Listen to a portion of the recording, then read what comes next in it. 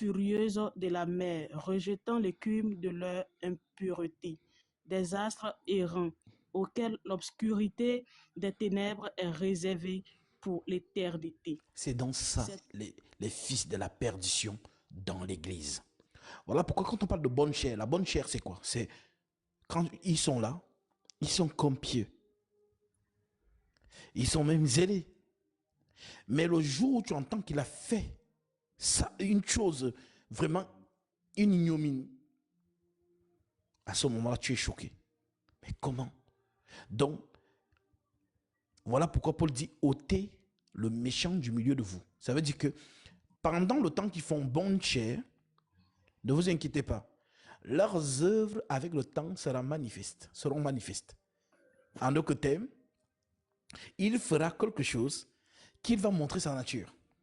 Et c'est là qu'on coupe dans la tête. C'est ce qu'on appelle ôter le méchant du milieu de vous. Donc, une fois que le méchant est là, on l'enlève. Dès qu'on l'a vu, on l'enlève directement. Voilà pourquoi l'Écriture dit les mauvaises compagnies corrompent les bonnes mœurs. Donc, voilà pourquoi les fils de la perdition, en général, lorsqu'ils sont détectés, ou les filles de la perdition, lorsqu'elles sont détectées, elles ont un but, amener le maximum avec eux. Voilà donc pourquoi c'est ce qui s'est passé dans le ciel. Satan, rejeté, veut donc entraîner un tiers des étoiles. C'est ça leur comportement. Voilà pourquoi, justement, l'esprit là est toujours en train de rôder. C'est un esprit, hein? C'est un esprit qui rôde. Et quand cet esprit rôde, on appelle, c'est ce que l'Écriture dit, soyez attentifs, car le diable rôde comme un lion rugissant, cherchant qui dévorer. Donc, un peu comme un lion qui regarde un troupeau de gazelles. S'il voit une gazelle qui boite ou qui est un peu isolée, c'est là où il attaque. Voilà donc pourquoi, lorsqu'on nous parle aussi des écailles de crocodile qui sont entrelacées entre elles dans le livre de Job, on dit que ces écailles sont comme des frères. Donc, le fait qu'elles sont entrelacées entre elles, ils se protègent. Imaginez-vous donc qu'une seule écaille est écorchée. C'est par l'écaille écorchée que le froid va entrer. Et le crocodile aura froid. Mais lorsque les écailles sont renfermées entre elles, l'air ne passe pas. Donc, le crocodile est dans sa température normale. Donc, ce qui fait en sorte que dans l'église, les saints sont soudés les uns envers les autres. Donc, s'il y a un qui, justement, commence à manifester un comportement qui n'est pas conforme à la sainte doctrine, c'est comme une porte d'entrée de Satan. Voilà pourquoi je dis souvent aux saints, soyez vigilants. Soyez toujours dans l'esprit.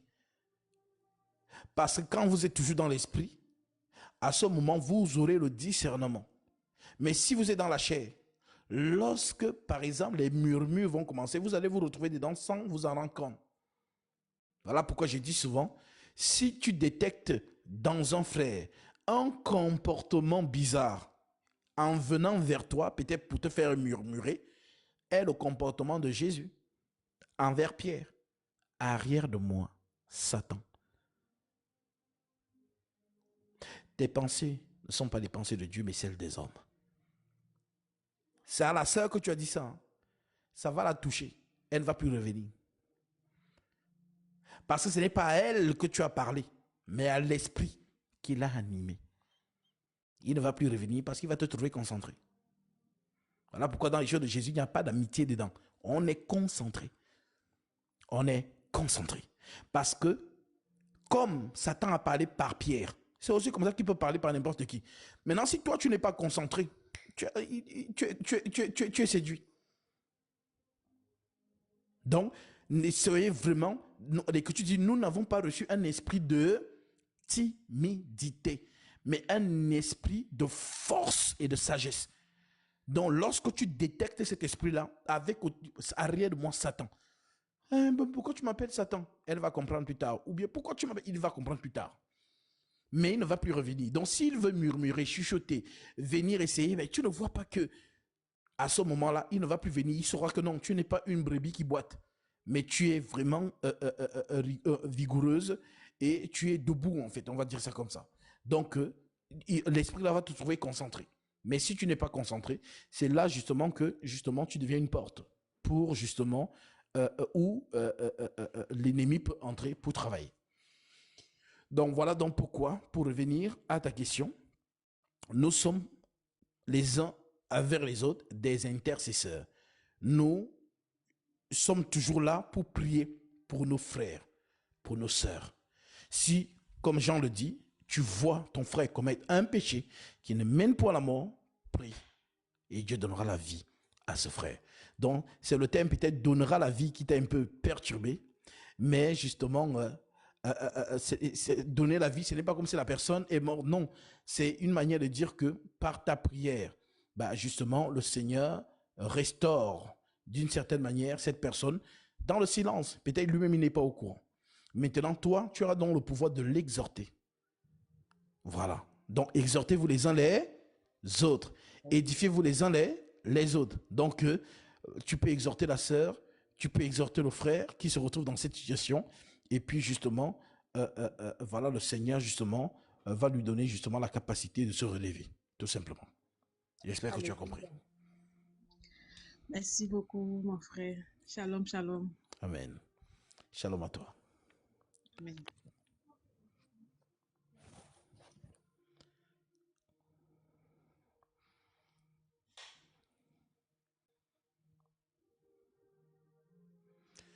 Alors, je t'ai pris, mais j'ai l'impression que ta connexion n'est pas au point. Donc, essaie de la revoir.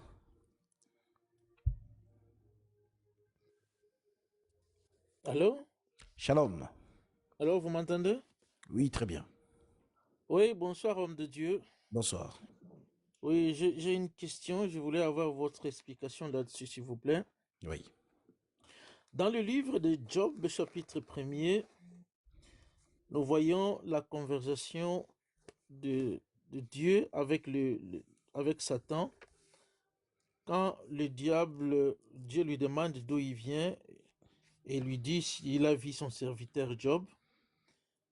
Et Dieu présente Job et ses œuvres, que c'est un homme intègre et qu'un Dieu. Et Satan dira que ce n'est pas d'une manière désintéressée qu'il est obéissant à toi ou qu'il est intègre, mais c'est parce que tu l'as entouré d'une protection, lui, sa famille et ses biens. Alors ma question est que comment est-ce que dans la nouvelle alliance, nous profitons de cette même bannière, de cette même bouclier au-dessus de nous, cette parapluie divine, cette protection divine en Jésus? Alors, c'est une bonne question.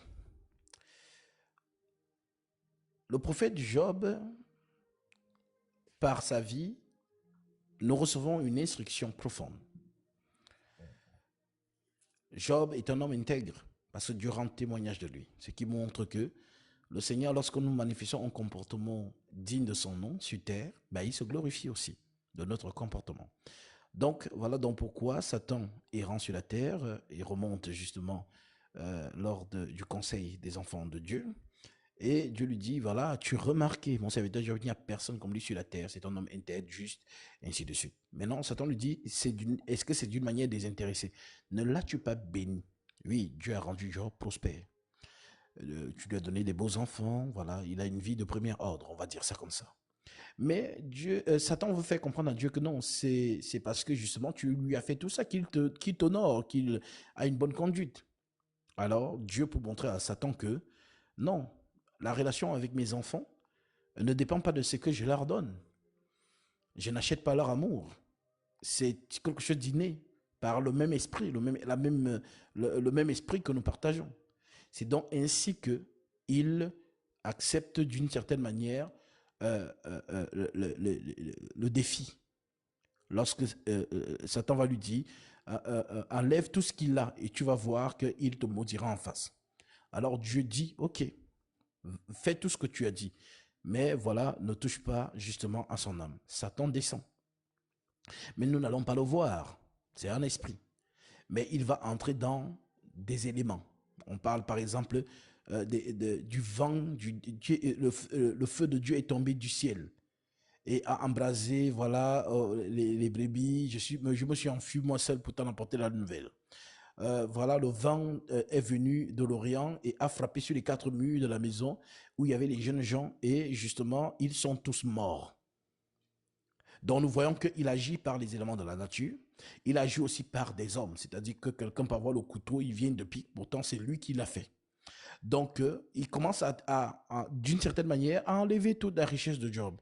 Et à la fin, qu'est-ce que nous voyons? La fin nous intéresse, si je prends le verset 20. Alors Job se leva, déchira son manteau et se rasa la tête. Puis se jetant par terre, il se prosterna et dit, je suis sorti nu du sein de ma mère. Nu, je retournerai dans le sein de la terre. L'Éternel a donné, l'Éternel a ôté, que le nom de l'Éternel soit béni. En tout cela, Job ne pécha point et n'attribua rien d'injuste à Dieu. Donc, Job, par son comportement, a confondu Satan.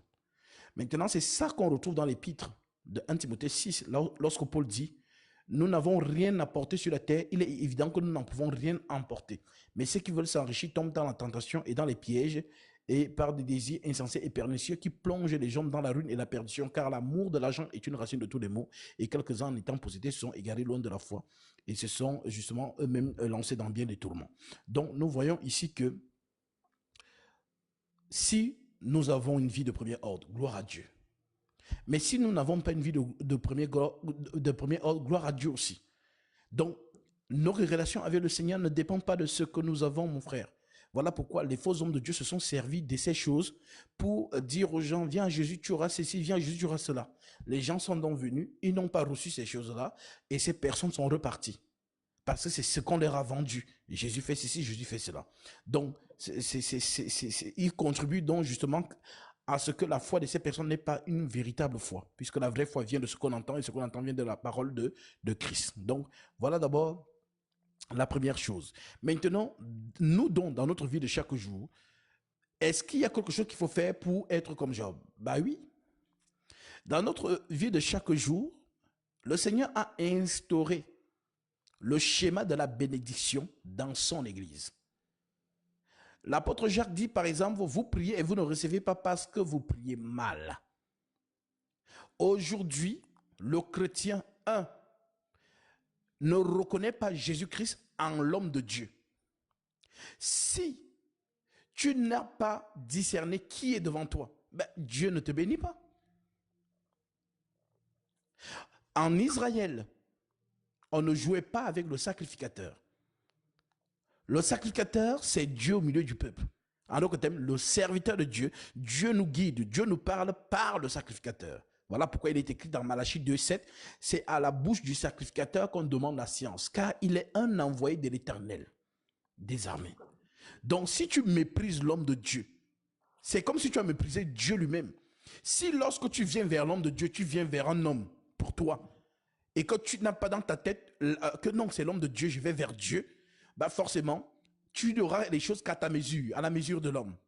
Voilà pourquoi l'Écriture dit, obéissez, c'est Hébreux chapitre 13, Hébreux 13 à partir du verset 17, obéissez à vos conducteurs et donnez-leur de la déférence, car ils veillent sur vos âmes, comme devant en rendre compte, qu'il en soit ainsi, afin qu'ils le fassent avec joie et non en gémissant, ce qui ne vous serait d'aucun avantage. Voilà donc pourquoi le chrétien ou la chrétienne qui a déjà discerné ça. Voilà pourquoi, par exemple, regardez aux États-Unis.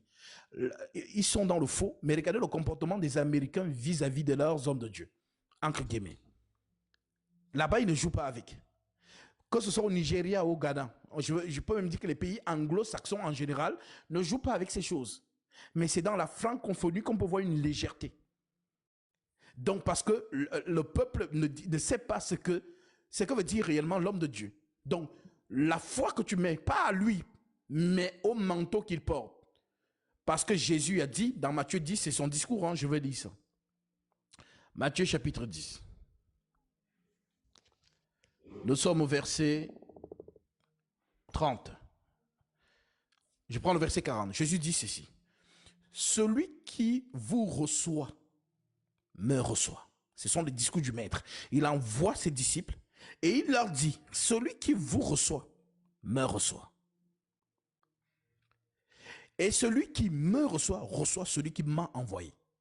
Donc, quiconque reçoit Jésus, reçoit Dieu. Quiconque reçoit l'envoyé de Jésus, reçoit Jésus. C'est ça, en fait. Et le chrétien ou la chrétienne qui n'a pas logé ça, en fait, tu n'es pas béni par ignorance. Parce qu'il faut être bien enseigné sur ces choses-là. Tu n'es pas béni par ignorance.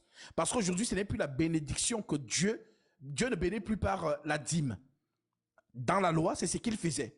Tu payes ta dîme, ta récolte est abondante. Tu ne payes pas ta dîme, ta récolte est moins abondante. C'est ainsi qu'il marchait dans la loi. Maintenant, aujourd'hui, dans la grâce, on ne paye pas la dîme puisque nous sommes dans la dispensation du sacerdoce de Melchisédek. Voilà pourquoi aucun apôtre n'a prélevé la dîme, comme dans la loi. Donc, comment les apôtres ont mangé? Parce que les saints donnaient. Si tu donnes quelque chose à un apôtre, il te bénit et le Seigneur agit. Je lirai cette lettre. Je lis d'abord ici Matthieu 10, 40. Celui qui vous reçoit, me reçoit. Qui est le chrétien qui a compris ça aujourd'hui? Qui est le chrétien qui applique ça dans sa vie aujourd'hui? Qu'il le retienne donc, voilà, par ce live. Celui qui vous reçoit, me reçoit. Celui qui me reçoit, reçoit celui qui m'a envoyé. Celui qui reçoit un prophète en qualité de prophète, recevra une récompense de prophète. Celui qui reçoit un juste en qualité de juste, recevra une récompense de juste.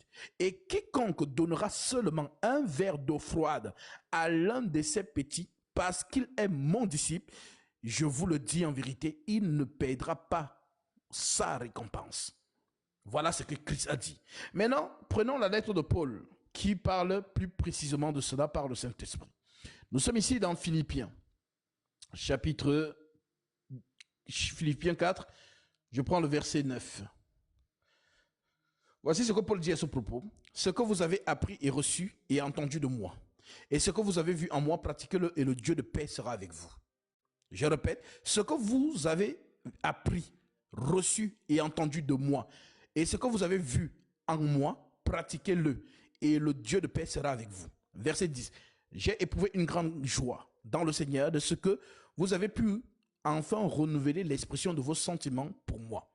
Vous y pensez bien, mais l'occasion vous manquait. Ce n'est pas en vue de mes besoins que je dis cela.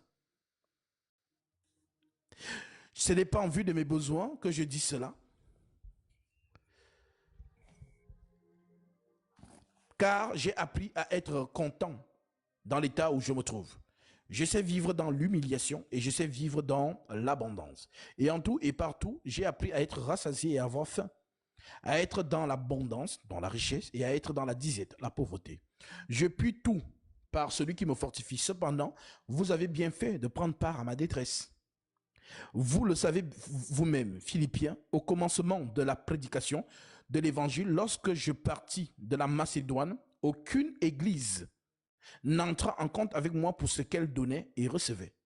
Vous fûtes les seuls à le faire, car vous m'envoyez déjà à Thessalonique de quoi pourvoir à mes besoins. Vous m'envoyez déjà à 2 reprises à Thessalonique de quoi pourvoir à mes besoins, dit Paul. Ce n'est pas que je recherche les dons, mais je recherche le fruit qui abonde pour votre compte. En d'autres termes, si l'homme de Dieu reçoit de vous, Dieu étend sa main. Si l'homme de Dieu ne reçoit pas de vous, vous ne donnez rien à l'homme de Dieu, comment voudrez-vous aussi être béni? Dieu bénit, notre Dieu est un Dieu qui bénit comme il a béni Job. Il bénit vraiment. Donc, Paul le dit donc, je répète le verset 16, vous fûtes les seuls à le faire, car vous m'envoyez déjà à Thessalonique de quoi pourvoir à mes besoins. Ce n'est pas que je recherche les dons, mais je recherche le fruit qui abonde pour votre compte. Quel fruit? Le fruit que Jésus a dit.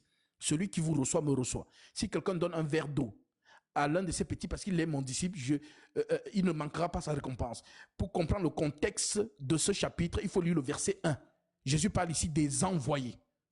Donc, celui que Jésus a revêtu pour aller annoncer sa parole, c'est de lui qui parle. Voilà pourquoi l'Écriture dit que celui qui annonce l'évangile vive de l'évangile. C'est écrit dans 1 Corinthiens chapitre 4, à partir du verset 9 en descendant. Le Seigneur a ordonné à ceux qui annoncent l'évangile de vivre de l'évangile. Si par exemple on prend le contexte du Vatican, aucun prêtre là ne travaille. Ils ont les salaires. Qui paye? C'est le peuple du Vatican.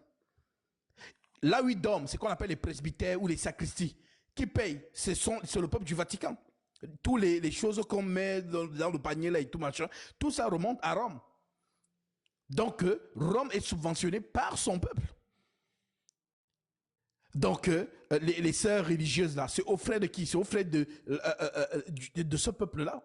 Donc, l'apôtre Paul donc, dit donc, ce n'est pas que je recherche les dons, mais je recherche le fruit qui abonde pour votre compte. J'ai tout reçu, dont les saints ont donné. J'ai tout reçu et je suis riche. Je suis dans l'abondance. J'ai été comblé de biens en recevant par Épaphrodite ce qui vient de vous, comme un parfum d'une bonne odeur. Un sacrifice que Dieu accepte. Donner, c'est un sacrifice. Donner, c'est un sacrifice. Et on ne donne pas à Dieu ce que toi tu négliges. C'est-à-dire, il y a des gens, ce qu'il lui néglige, c'est ce qu'il donne. Et il se dit qu'il a donné. Tu n'as pas donné. Quand tu donnes, c'est comme un sacrifice, ça doit te faire mal. Et un peu comme cette femme que Jésus a posé le panier devant lui, cette grand-mère. Elle est venue mettre ce qu'elle avait dans le panier. Jésus appelle ses disciples que venez. Vous voyez la dame qui va là, qui part là. Elle a donné plus que tous ceux qui sont venus donner ici. Elle a donné de tout ce qu'elle avait. Ça veut dire quoi? C'est quoi le sacrifice? Le sacrifice, c'est que ce qu'elle avait, c'est ce qui lui restait. Peut-être pour acheter son pain pour manger le soir. Mais maintenant, elle a privé son ventre de manger ce pain-là. Et elle a pris cette dépense pour venir mettre le tout.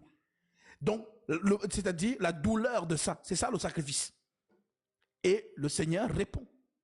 Voilà pourquoi il appelle et dit pour dire qu'elle a donné plus que tout ceci. Car ceux qui sont venus donner là, ils ont donné de leur superflu. Ça veut dire qu'ils ont beaucoup. Donc ce qu'ils ont donné, ils n'ont pas senti la peine.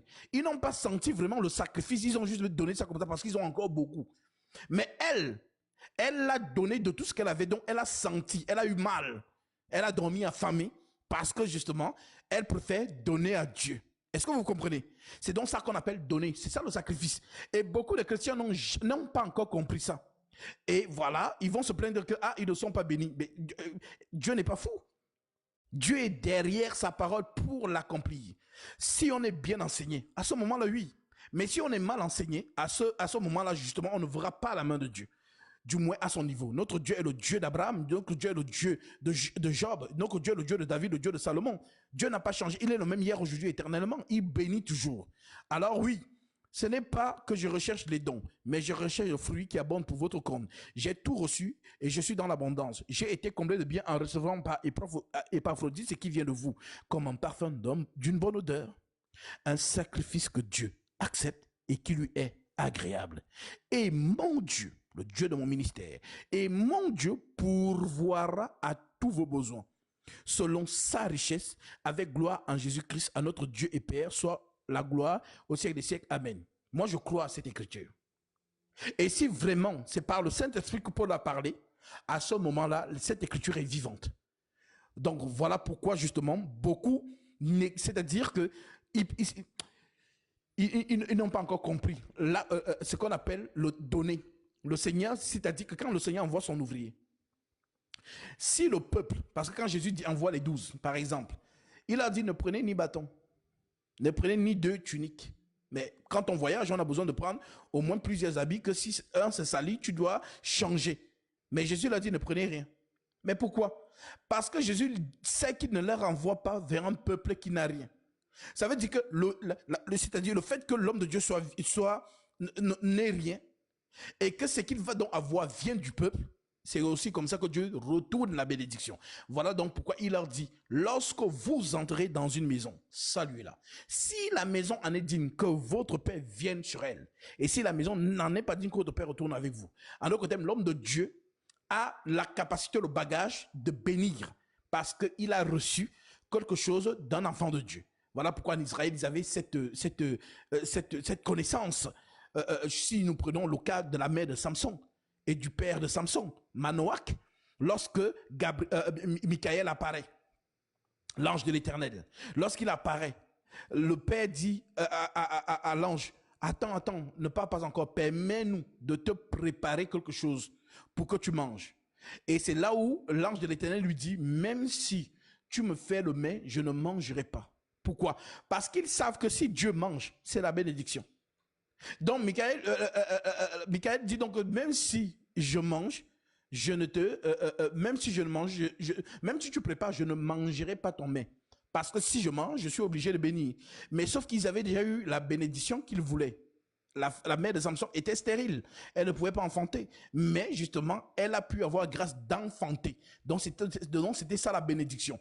Voilà pourquoi il leur a dit, si vous voulez faire un don, faites-le à l'Éternel. Et c'est comme ça qu'ils ont donc maintenant mis l'offrande sur l'autel et le feu est monté. Et quand le feu monte, Michael monte donc dans ce feu-là et part. Et là, maintenant, Manoah dit à sa femme, nous allons mourir car nous avons vu Dieu face à face. Et sa femme lui dit, non, si Dieu voulait nous faire mourir, il n'aurait pas pris notre offrande.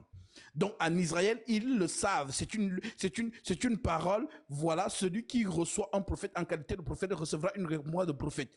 Donc, aujourd'hui, beaucoup de chrétiens, soit ils sont mal enseignés, soit alors on ne leur a pas dit toutes ces choses. Voilà pourquoi ils sont comme, je ne sais pas, comme si, aujourd'hui, il est très rare, peut-être ça se fait, mais voilà, il est très rare de voir des chrétiens qui vendent leur terrain et qui apportent l'argent de ça pour qu'on distribue pour tout le monde, pour tous les saints. Il est rare, et pourtant c'est ce qui se faisait au temps des apôtres. L'Écriture dit qu'il n'y avait parmi eux aucun indigène. Je vais lire ça, c'est important. Actes chapitre 4. Acte 4, nous sommes au verset, je prends le verset 32. La multitude de ceux qui avaient cru n'était qu'un cœur et qu'une âme. Nul ne disait que ses biens lui appartinssent en propre, mais tout était en commun entre eux. Les apôtres rendaient avec beaucoup de force témoignage de la résurrection du Seigneur Jésus et une grande grâce reposait sur eux tous, car il n'y avait parmi eux aucun indigent. Tous ceux qui possédaient des champs et des maisons les vendaient, apportaient le prix de ce qu'ils avaient vendu et le déposaient aux pieds des apôtres et l'on faisait des distributions à chacun selon qu'il en avait besoin. Joseph, surnommé par les apôtres Barnabas, qui signifie fils d'exhortation, Lévite, donc c'est un Lévite. Et pourtant, selon la loi juive, ce sont les Lévites qui prennent la dîme sur leurs frères. Mais lui, le Lévite, vu qu'il est maintenant dans la dispensation de Jésus, ne prend plus, mais lui-même il donne. On dit donc, qui signifie fils d'exhortation, Lévite, originaire de Chypre, vendit un champ qu'il possédait, apporta l'argent et le déposa aux pieds des apôtres. Si quelqu'un fait ça, vous pensez vraiment que ce Dieu-là n'est pas derrière sa parole pour l'accomplir? Aujourd'hui, il n'y a plus de ces actes en fait. Voilà donc pourquoi les gens ont l'impression que, ah non, Dieu ne bénit pas ou quoi que ce soit. Dieu bénit. Dieu bénit. Donc voilà les secrets, les rouages que le Seigneur a mis justement dans la nouvelle dispensation, c'est-à-dire la nouvelle alliance, pour que les enfants de Dieu accèdent justement à la bénédiction. Bien que, et je tiens à le préciser, c'est-à-dire que avec le Seigneur nous donne pour que nous jouissions, dit Paul, 1 Timothée 6. Je prends le verset 17. Et que tu dis, recommande aux riches du présent siècle de ne pas être orgueilleux et de ne pas mettre leur espérance dans des richesses incertaines, mais de la mettre en Dieu, qui nous donne avec abondance toutes choses pour que nous en jouissions. Quand Dieu te donne, c'est pour que tu jouisses de ce qu'il t'a donné. Dans le Seigneur, il n'y a pas de fausse modestie. Si Dieu t'a donné quelque chose et que tu es content, le monde doit voir que tu es content. Voilà pourquoi quand Jésus peut-être guérissait quelqu'un, il leur disait, ne dis pas que je t'ai guéri. La personne courait partout. C'est lui qui m'a guéri, c'est lui parce que tu es content. Donc Dieu nous donne tout pour que nous en jouissions. Être content et montrer au peuple comment tu es content ne veut pas dire que tu le nargues. Non, c'est la sorcellerie des gens qui ont faim qui font ça.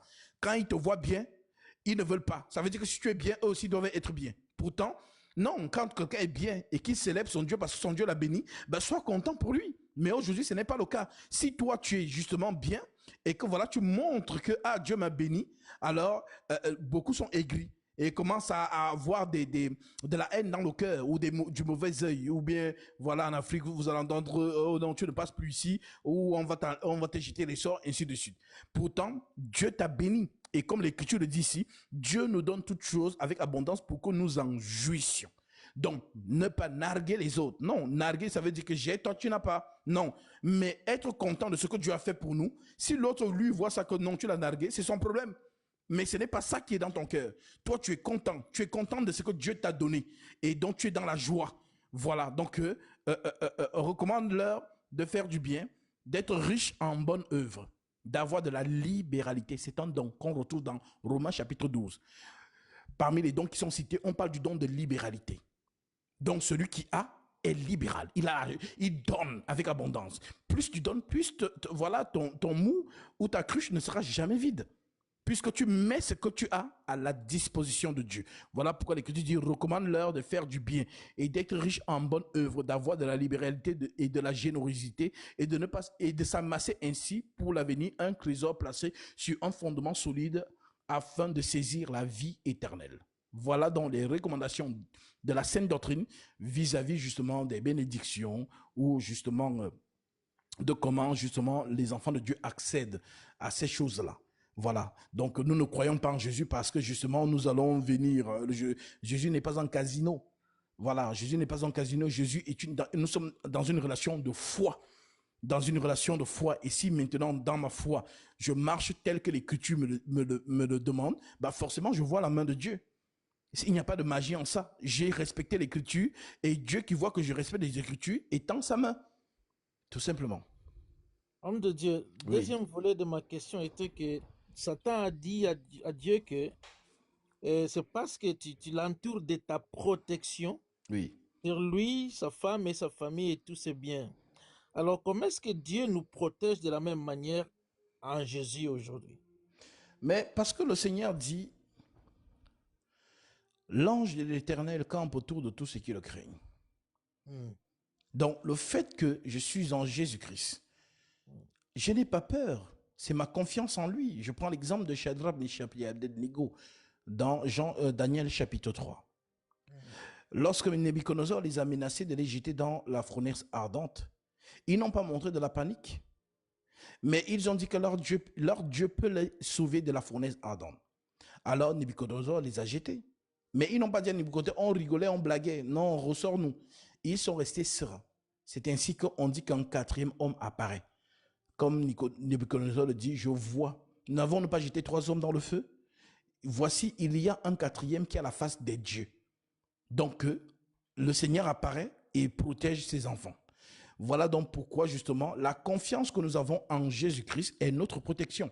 Comment un chrétien aujourd'hui peut dire qu'il a peur des sorciers? Il y a un problème. Comment un chrétien ou une chrétienne peut dire aujourd'hui qu'on l'a interdit d'aller au village, s'il n'est pas au village, on va casser son pied? C'est qu'il y a un problème, la personne ne croit pas. Le Christ nous a donné le pouvoir. Et si nous avons ce pouvoir, c'est par la foi. Je crois que j'ai le pouvoir que Christ m'a donné. Parce qu'il a dit, voici les signes qui accompagneront ceux qui auront cru. Ils imposeront les mains aux malades, les malades seront guéris, ils chasseront les démons en mon nom. Donc, il y a toutes ces choses. Donc, le chrétien n'est pas celui qui doit avoir peur des autres qui sont dans d'autres forces ou dans d'autres obédiences. Je prends par exemple l'exemple d'Élie devant les 450 prophètes de Baal. Élie est seul. Les 450 prophètes de Baal sont nombreux. Et ils sont en train de faire leurs incantations en se coupant la poitrine avec l'épée. Le sang jaillit devant une telle démonstration de sorcellerie. Si, imagine-toi le chrétien d'aujourd'hui, que tous les marabouts, les ngangas, ceux qui n'aiment pas Jésus et qui ne font que débattre sur TikTok que Jésus n'existe pas, tout ça. Donc, le chrétien doit passer dans ce qu'on appelle la démonstration d'esprit et de puissance. Donc, pourquoi nous ne voyons pas ça aujourd'hui? Parce que les gens n'ont pas la foi. Les gens manquent de foi. Les gens parlent de Jésus de bouche, mais il n'y a pas, c'est-à-dire action-réaction dans la foi. Voilà pourquoi l'apôtre Paul veut dire le royaume des cieux ne consiste pas seulement en paroles, mais par une démonstration d'esprit. Donc, je suis chrétien, je confesse la vérité, amen. J'ai aussi la puissance. Pas parce que c'est moi qui fais je sais pas, les formules magiques ou quoi que ce soit, non. Mais parce que j'ai mis foi en ce que le Christ m'a dit. C'est par cette foi-là que la force se dégage. Donc, l'Écriture dit, Jésus est en nous. Celui qui habite en vous est plus puissant que celui qui est dans le monde. C'est écrit. Celui qui est en vous est plus puissant que celui qui est dans le monde. Donc, celle ou celui qui accomplit ça a la domination, a la puissance. Donc, oui, c'est la protection de Dieu sur ses enfants aujourd'hui. Les enfants de Dieu sont protégés par Dieu. L'ange de l'Éternel campe autour de tous ceux qui le craignent. Donc, ce que nous pouvons voir avec le prophète Élisée et son disciple, qui était poursuivi justement par cette armée, et le disciple d'Élisée qui dit à son maître que « Ah, c'est fini pour nous, ils sont plus nombreux. » Mais le maître leur dit « Non, ceux qui sont avec nous sont plus nombreux que ceux-là. » Et il prie en disant « Éternel, ouvre ses yeux. » Les yeux spirituels du serviteur d'Élisée s'ouvrent et il voit des chars de feu autour de la montagne, autour d'eux. Donc, pour dire que les saints ne sont jamais seuls. Même lorsque nous venons à l'assemblée des saints, au rassemblement des saints, il y a beaucoup qui viennent comme ça, ils se disent qu'ils sont seuls et pourtant pas du tout. Les anges sont là, l'armée céleste est là, communie avec nous, puisque nous sommes rassemblés au nom de leur maître. Nous sommes rassemblés au nom de leur roi, comme lui-même il a dit, si deux se réunissent en mon nom, je suis au milieu. Si deux ou trois se réunissent, je suis au milieu d'eux. Nous ne sommes jamais seuls. Et ça, ce sont les actes de foi. Je crois que je suis là, dans la communion fraternelle, dans la prière, dans la fraction du pain, et que je ne suis pas seul. Le royaume des cieux est avec moi. C'est ça en fait. Et beaucoup manquent de ces choses. Voilà pourquoi certains, lorsqu'ils viennent dans les rassemblements des saints, et ils pensent qu'ils vont voir les autres. Genre, ça fait depuis j'ai pas vu telle soeur, ça fait depuis j'ai pas vu tel frère, on va se retrouver. Ça veut dire qu'ils se réunissent de manière charnelle. Ils ne sont pas conscients d'où ils vont. Ils ne sont pas conscients à quel rassemblement ils vont. Et donc c'est charnel. Et si c'est charnel, bah forcément, c'est normal que vous ne voyez pas des manifestations. Puisque dans votre esprit, vous n'êtes pas préparé. Dans votre esprit, vous allez à la rencontre des hommes. Et pourtant, voilà, je vais justement à la maison de Dieu. La maison de Dieu, c'est qui? C'est nous, les parpaings spirituels, qu'on appelle les pierres vivantes. Donc, les pierres vivantes, lorsqu'elles sont convoquées, chacun qui va répondre présent et présent à la sainte convocation va donc s'assembler, puisque pour assembler une maison, il faut bien mettre les parpaings. Ce sont les parpaings qui forment les murs de la maison. Donc, si nous sommes dans les pierres vivantes, les pierres, lorsqu'elles s'assemblent, forment donc ce qu'on appelle l'édifice spirituel. Comme Paul pouvait le dire, Éphésiens chapitre 2, 19, 20, vous n'êtes plus des étrangers ni des gens du dehors, mais vous êtes co-citoyens des saints gens de la maison de Dieu. Vous avez été édifiés sur le fondement des apôtres et des prophètes, Jésus-Christ lui-même étant la pierre angulaire. En lui, tout l'édifice coordonné s'élève pour être un temple saint dans le Seigneur. En lui, vous êtes aussi édifiés pour être une habitation de Dieu en esprit. Une habitation de Dieu en esprit. Donc c'est nous qui formons ce qu'on appelle dans la maison de Dieu. Ce n'est pas un gratte-ciel, ni le miroir, ni le marbre, ni les choses que les gens disent souvent, venez donner l'argent. Dieu m'a dit de lui construire une cité royale. Ça c'est faux, ça c'est du business. Dieu n'a jamais envoyé un homme lui construire une maison. Voilà pourquoi l'apôtre Paul a déjà dit ça par l'esprit. L'esprit ne se contredit pas. L'apôtre Paul a dit dans Actes chapitre 17 verset 24, le Dieu qui a fait le ciel et tout ce qui s'y trouve étant le Seigneur du ciel et de la terre, n'habite point dans des temples faits de mains d'hommes.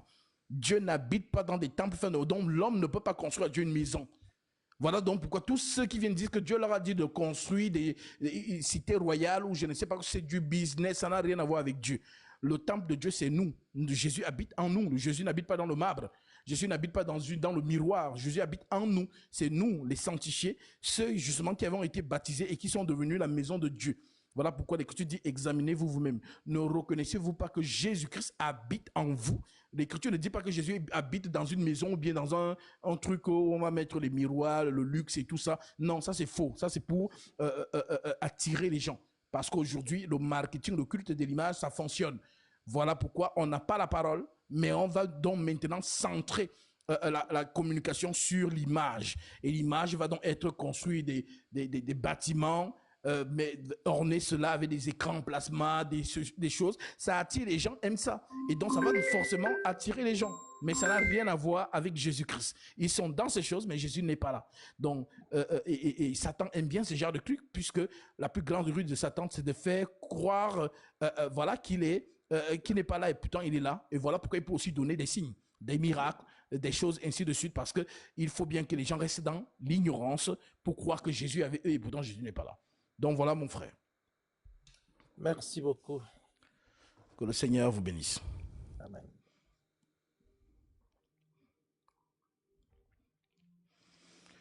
Donc voilà les amis.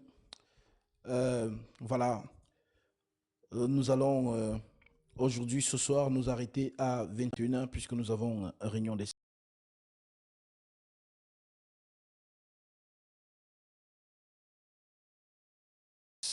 avec les frères et sœurs de Parlement sur la plateforme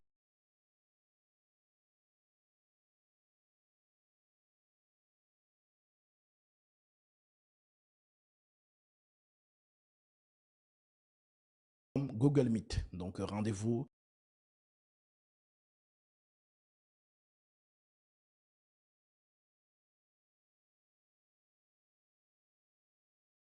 dans quelques minutes sur la plateforme. Voilà pour la réunion des saints.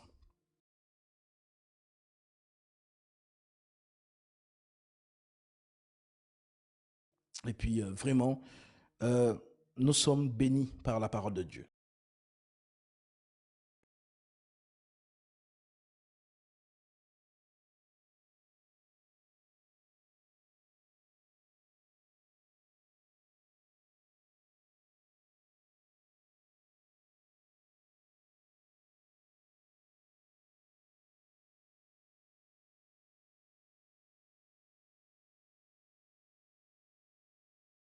Je suis monté pour car là pour lui, ceux qui vont le suivre. Donc, qu'est-ce que je vais dire en ce moment? Nul ne peut arriver au Père sans passer par lui pour essayer de lui voir, pour trouver le salut. Mais si on ne lui voit pas, aucun pasteur, aucun prêtre, aucun homme de Dieu ne peut t'amener là-bas, sauf s'il te montre la face de Jésus-Christ. Donc, je montre pour dire que cette face est visible parce qu'il y a plusieurs personnes qui pensent qu'on ne peut pas le voir physiquement alors que euh, il a déjà promis la volonté de son Père, c'est de le voir physiquement pour être sauvé. Donc, sans qu'on le voie, on n'est pas encore sauvé. Donc, pour être sauvé, ce que je suis montré pour dire, c'est de le chercher à le voir pour qu'il nous montre Dieu physiquement. Car sans la face de Dieu, on, on- tu ne seras jamais sauvé en fait. Donc c'était ce message que je suis venu pour informer à tout le monde, les chefs traditionnalistes, tout, les pasteurs, les imams, les prêtres, parce que Jésus-Christ n'est pas pour une seule personne, mais il appartient à tout le monde. Donc c'est pour cela que je suis monté sur cette live. Donc merci beaucoup de m'avoir accepté. D'accord. Alors, vous savez, lorsque vous montez dans le live pour dire cette nouvelle que nous recevons, vous savez que le peuple de Dieu est toujours un peuple qui vérifie les Saintes Écritures. En effet, Jésus-Christ est la vie, Jésus-Christ est l'espérance de tous ceux qui l'attendent, tel que Paul le dit, justement, dans l'Écriture. Moi, je sers déjà de libation et justement, l'heure de mon départ approche. J'ai combattu le bon combat de la foi, j'ai gardé la foi et maintenant la couronne de justice m'est réservée. Le Seigneur, le juste juge, me la donnera en ce jour-là, non seulement à moi, mais aussi à tous ceux qui l'attendent, voilà, qui aimeraient son avènement. Donc, vous avez dit quelque chose tout à l'heure que j'aimerais un peu que vous nous expliquiez en disant que l'Écriture dit, parce que c'est ce que vous avez dit, que si on ne le voit pas, donc voilà, pour aller au Père, il faut voir la face de Jésus. Voilà, c'est sur ça que je voulais revenir, parce que tout ce que vous avez dit, voilà, était bien dit, voilà, l'Écriture l'accompagne, mais c'est sur ce détail-là qu'il faut voir sa face. Si vous pouvez nous donner cette Écriture pour que nous puissions aussi la lire. Ok, c'est une bonne chose. Bon, qu'est-ce que je vais dire en ce moment? Jésus-Christ lui-même, il dit, le moment dont les apôtres lui demandent comment faire pour trouver le chemin de la vérité et de la vie éternelle, il les montre directement. Il va aller chez son Père pour aller les préparer une place là-bas et revenir les chercher pour les ramener là-bas. Donc, si c'est ça, directement, on doit vraiment chercher à les voir. Donc, cette face, tant que tu ne l'as pas trouvé, le chemin qu'il a promis aux apôtres, tu ne peux pas la trouver. Donc, Et justement, En trouvant Jésus-Christ, c'est en ces moments que il va te mettre sur ce chemin et que nul être peut la connaître sans lui, euh, que, que, que nulle une autre personne ne peut te mettre sur ce chemin qui n'est pas lui. Donc, s'il te met sur ce chemin, c'est en ce moment que tu vas être sauvé et toi-même tu vas témoigner que toi-même tu as été sauvé. Donc, c'est ce chemin donc, que je suis justement, montré. justement, c'est pourquoi je dis je voulais vraiment l'Écriture qui le dit, parce que nous, selon l'enseignement que nous avons reçu de Jésus, dans Jean 17, verset 19 à 21, Jésus dit plutôt je me sanctifie moi-même pour eux, afin qu'eux aussi soient sanctifiés par la vérité. Et ce n'est pas pour eux seulement que je prie, mais encore pour tous ceux qui croiront en moi par leur parole. Donc la parole est qui des 12. Et ces 12 nous dit dans 2 Thessaloniciens 2,15, ainsi donc frères, demeurez fermes et retenez les instructions que vous avez reçues, soit par notre parole, soit par notre lettre. Et les lettres sont là. Donc tous ceux qui vont croire au justement l'enseignement apostolique, c'est ça le chemin qui mène à Jésus. Voilà pourquoi le Christ dit, étroite est la porte, resserrez le chemin qui mène à la vie, il y en a peu qui les trouvent. mais il n'y a pas d'écriture qui dit qu'il faut voir sa face. Il faut qu'il nous apparaisse pour être sûr que nous allons pour aller au Père. Donc c'est pourquoi je ne comprenais pas justement. Parce que si vous avez une écriture pour me dire peut-être telle référence, je prends la référence et je la lis pour tout le monde. Peut-être, c'est pas peut-être ce que vous vouliez forcément dire, peut-être vous le dites autrement, mais justement, si moi, par exemple, je vous lis cette écriture concernant ce que les apôtres notamment ont dit, si je prends ici Romains chapitre 10, verset 14, l'épître nous dit ceci. Comment donc invoqueront-ils celui à qui ils n'ont pas cru? Et comment croiront-ils en celui qui n'ont pas entendu parler? Et comment entendront-ils parler s'il n'y a personne qui prêche? Et comment y aurait-il des prédicateurs s'ils ne sont pas envoyés, selon qu'il est écrit, qu'ils sont beaux les pieds de ceux qui annoncent la paix, de ceux qui annoncent de bonnes nouvelles, mais tous n'ont pas obéi à la bonne nouvelle aussi. Isaïe dit-il, Seigneur qui a cru à notre prédication, ainsi la foi vient de ce qu'on entend, et ce qu'on entend vient de la parole de Christ. Donc, ceux qui entendent la parole de Jésus-Christ et qui ont foi en cela, et prennent leur baptême conformément à la sainte doctrine, selon les recommandations du Maître, ceux-là, justement, étant scellés de l'Esprit Saint, ont l'espérance de pouvoir justement le voir ce jour-là. Mais il n'y a aucune écriture, voilà pourquoi je voulais que vous, peut-être, vous nous donniez cette écriture qui dit qu'il faut voir sa face. Maintenant, Jésus peut se décider lui-même de se présenter à quelqu'un. Un peu comme Paul sur le chemin de Damas, qui, pour Jésus, l'a apparu. Il a vu le Seigneur. Et un peu comme le Seigneur l'a aussi fait lors de sa résurrection à plus de 500 frères. Donc c'est un peu ça. Donc c'est un peu comme si vous nous disiez peut-être une nouvelle chose, peut-être comme une nouvelle doctrine de dire que non, il faut forcément voir la face de Jésus si on va là au Père. Donc il n'y a pas cette écriture n'existe pas, à moins que vous nous la montrez, ou alors justement peut-être c'est pas ce que vous avez voulu vraiment dire. Parce que lorsque vous montez dans ce panel, en tout cas dans cette émission, c'est une émission qui justement valide seulement ce que l'écriture déclare. S'il n'y a pas d'écriture, ça veut dire que ce que la personne a dit, ce n'est pas inspiré. Voilà donc pourquoi justement l'écriture dit que tout homme soit considéré pour menteur, seul Dieu pour vrai. Et Dieu, c'est l'écriture. Voilà donc pourquoi on demande toujours l'écriture pour confirmer ce que nous venons d'entendre. Donc si je vous repose cette question, est-ce que vous avez cette écriture qui nous dit qu'il faut voir la face de Jésus pour aller au Père?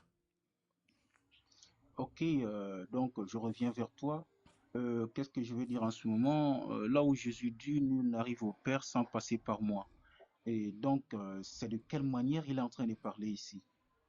Alors, lorsque Jésus dit « Nul n'arrive au Père sans passer par moi », Jésus fait comprendre à ceux qui l'écoutent qu'il est le chemin. C'est ce qu'il va dire parce que on peut même lire cette écriture directement, comme ça, vous-même, vous allez l'entendre. Jean chapitre 14, je prends le verset 1. L'écriture dit « Que votre cœur ne se trouble point. Croyez en Dieu et croyez en moi. Il y a plusieurs demeures dans la maison de mon Père. Si cela n'était pas, je vous l'aurais dit. Je vais vous préparer une place, et lorsque je m'en serai allé et que je vous ai préparé une place, je reviendrai et je vous prendrai avec moi afin que là où je suis, vous y soyez aussi. Vous savez où je vais et vous en savez le chemin. Thomas lui dit, Seigneur, nous ne savons pas où tu vas, comment pouvons-nous en savoir le chemin? Jésus lui dit, je suis le chemin, la vérité et la vie. Nul ne vient au Père que par moi. Donc oui, Jésus est le chemin par lequel nous allons au Père. Voilà donc pourquoi il continue en disant au verset 7, si vous me connaissiez, vous connaîtriez aussi mon Père, et dès maintenant vous le connaissez et vous l'avez vu. Les apôtres ont vu qui? Jésus. Donc le Jésus qu'ils ont vu, c'est ce Jésus qu'ils nous ont prêché. Maintenant nous croyons en ce Jésus par la prédication des apôtres. Voilà pourquoi ils peuvent dire, notamment l'apôtre Pierre, dans 1 Pierre chapitre 1, verset 1, chapitre 6, 1 Pierre chapitre 6, verset 1. L'apôtre Pierre dit, c'est là ce qui fait votre joie. Quoique maintenant, puisqu'il faut vous soyez attristés pour un peu de temps par diverses épreuves, afin que l'épreuve de votre foi, plus précieuse que l'or périssable qui, cependant, est éprouvé par le feu, ait pour résultat la louange, la gloire, l'honneur, lorsque Jésus-Christ paraîtra. Lui que vous aimez sans l'avoir vu, en qui vous croyez sans le voir encore, vous réjouissant d'une joie ineffable et glorieuse, parce que vous obtiendrez le salut de vos âmes pour prix de votre foi. Donc, nous croyons en Jésus par la foi et non pas parce que nous l'avons vu. Voilà pourquoi l'Écriture dit, heureux ceux qui ont cru sans avoir vu. Donc, ce qui est étrange pour nous, c'est quand tu nous dis que non, si on ne voit pas la face de Jésus, on ne peut pas aller au Père. C'est le point, je dis peut-être que c'est une nouvelle écriture que nous, on ne connaît pas. Donc, s'il y a cette écriture qui le dit de manière explicite, mais l'écriture que nous venons de lire de Jean 14 ne le dit pas, mais montre plutôt Jésus comme étant le chemin par lequel nous accédons au Père, tout simplement. Ok, maintenant je reviens. Si Jésus, nul ne peut arriver au Père sans passer par lui, et donc les apôtres l'ont vu et croire en lui, et maintenant l'ont suivi dans la foi, parce que ça aussi c'est la foi de Oui, Dieu. Donc si c'est en ces moments que eux ils ont trouvé leur foi, toi oui, nous qui sommes là en ce moment, nous ne sommes pas les apôtres, sauf si on voit Jésus-Christ, parce que eux ils ont été apôtres en lui voyant. Donc nous qui sommes là, nous devons aussi le voir. Ce moment est venu quand et croyez sans avoir vu. Et qu'est-ce que Jésus parle d'ici? Jésus parle du Seigneur. Celui qui m'a vu a vu le Père. Donc si tu as vu Jésus, ça veut dire que tu as vu le Père. C'est pour cela qu'il a dit, je partirai chez le Père et je vais aller vous préparer une place pour vous ramener là-bas, vers le chemin de la vérité et de la vie éternelle. Pour que vous trouviez cette vie éternelle, il faut que je vous prépare une place là-bas. Donc si Jésus l'a dit comme ça veut dire que nous qui sommes là, qui le croient, nous devons aussi chercher à le voir pour accomplir ce que nous sommes à la recherche. C'est pour cela qu'il a dit, je vous laisserai avec le Saint-Esprit et je reviendrai. S'il n'avait pas besoin qu'on le voie pour être sauvé, il n'allait pas dire ça. Mais il a ok, dit, je vous laisserai avec le Saint-Esprit et je reviendrai. Donc ça veut dire d'accord, qu'on doit le voir. Nul n'arrive aussi au Père sans passer par lui. Donc cette parole est claire et nette. d'accord. Alors, le voir dans le sens de le percevoir, non. Le voir dans le sens justement de la promesse, oui, puisqu'il est écrit. D'ailleurs, je vais vous lire ces écritures. L'écriture dit par exemple dans Matthieu chapitre 5, heureux les cœurs purs, car ils verront Dieu. Ils verront, c'est le futur. Maintenant, voici la promesse. 1 Jean chapitre 3, verset 1. 1 Jean chapitre 3, verset 1. Voici ce qui est dit. Voyez quel amour le Père nous a témoigné pour que nous soyons appelés enfants de Dieu. Et nous le sommes. Si le monde ne nous connaît pas, c'est qu'il ne l'a pas connu. Bien-aimés, nous sommes maintenant enfants de Dieu. Et ce que nous serons, c'est futur. Et ce que nous serons n'a pas encore été manifesté. Ça n'a pas encore été manifesté. Mais nous savons que lorsque cela sera manifesté, nous serons futurs, semblables à lui, parce que nous le verrons tel qu'il est. Mais ça s'accomplit où? Ce que vous avez dit justement dans 2 Corinthiens chapitre 5 au verset 1. Voici ce que Paul dit concernant les demeures. 2 Corinthiens chapitre 5 verset 1. Il est écrit, nous savons en effet que si cette tente où nous habitons sur la terre est détruite, parlant du corps humain, nous avons dans le ciel un édifice qui est l'ouvrage de Dieu, une demeure éternelle. Donc lorsqu'on parle de plusieurs demeures dans les cieux, on ne parle pas des maisons, des châteaux, mais on parle des corps célestes. Donc, c'est ce que Paul nous explique. Nous savons en effet que si cette tente où nous habitons sur la terre est détruite, nous avons dans le ciel un édifice qui est l'ouvrage de Dieu, qui est une demeure éternelle, qui n'a pas été fait de main d'homme. Aussi, nous gémissions dans cette tente, désirant revêtir notre domicile céleste. Si du moins nous sommes trouvés vêtus et non pas nus. Être vêtu, c'est avoir le Saint-Esprit, et être nu, ce n'est pas avoir le Saint-Esprit. Car tandis que nous sommes dans cette tente, nous gémissons, accablés, parce que nous voulons non nous dépouiller, mais nous revêtir, afin que ce qui est mortel soit englouti par la vie. Et celui qui nous a formés pour cela, c'est Dieu qui nous a donné les arts de l'esprit. Nous sommes donc toujours pleins de confiance et nous savons qu'en demeurant dans ce corps, nous demeurons loin du Seigneur, car nous marchons par la foi et non par la vue. Toi, tu nous dis qu'il faut voir la face de Dieu. C'est faux. Nous marchons par la foi et non par la vue. C'est l'écriture. Nous sommes pleins de confiance et nous aimons mieux quitter ce corps et demeurer auprès du Seigneur. C'est pour cela aussi qu'il nous faut que nous nous efforçons de lui être agréable, soit que nous demeurions dans son corps, soit que nous le quittions. Car il nous faut, c'est donc ça dans le futur, il nous faut tous comparaître devant le tribunal de Christ. C'est là que chacun, justement, va donc le voir. Il nous faut tous comparaître devant le tribunal de Christ afin que chacun reçoive le bien ou le mal qu'il aurait fait étendre dans sa chair. Donc voilà la promesse que nous avons. Mais dire que pendant que le saint est sur terre, Donc, s'il doit voir le Père, il faut que Jésus, il voit la face de Jésus. Non, c'est pas une doctrine, c'est pas une écriture qui le dit. J'ai l'impression que peut-être vous faites Ok, une ok, interprétation particulière, mais ça n'a rien à voir avec justement ce que vous dites. ok, je reviens, je reviens. Donc, si vous disiez que c'est le temps du jugement qu'on doit voir le Seigneur, ça veut dire que Jacob a été déjà jugé parce que Jacob le dit dans Genèse 32, chapitre 1, verset 30.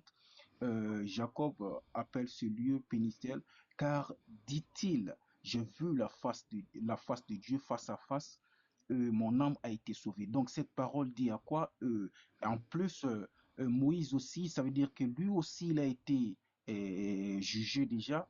Si c'est vraiment le temps du jugement qu'on doit voir la face de Dieu, l'Éternel parla à Moïse face à face comme un ami parle à son ami. Donc cette parole-là signifie quoi? Si c'est le moment de la parole du jugement qu'on doit voir la face. Donc, est-ce que c'est tout le monde aussi le temps du jugement qu'on va voir la face de Jésus?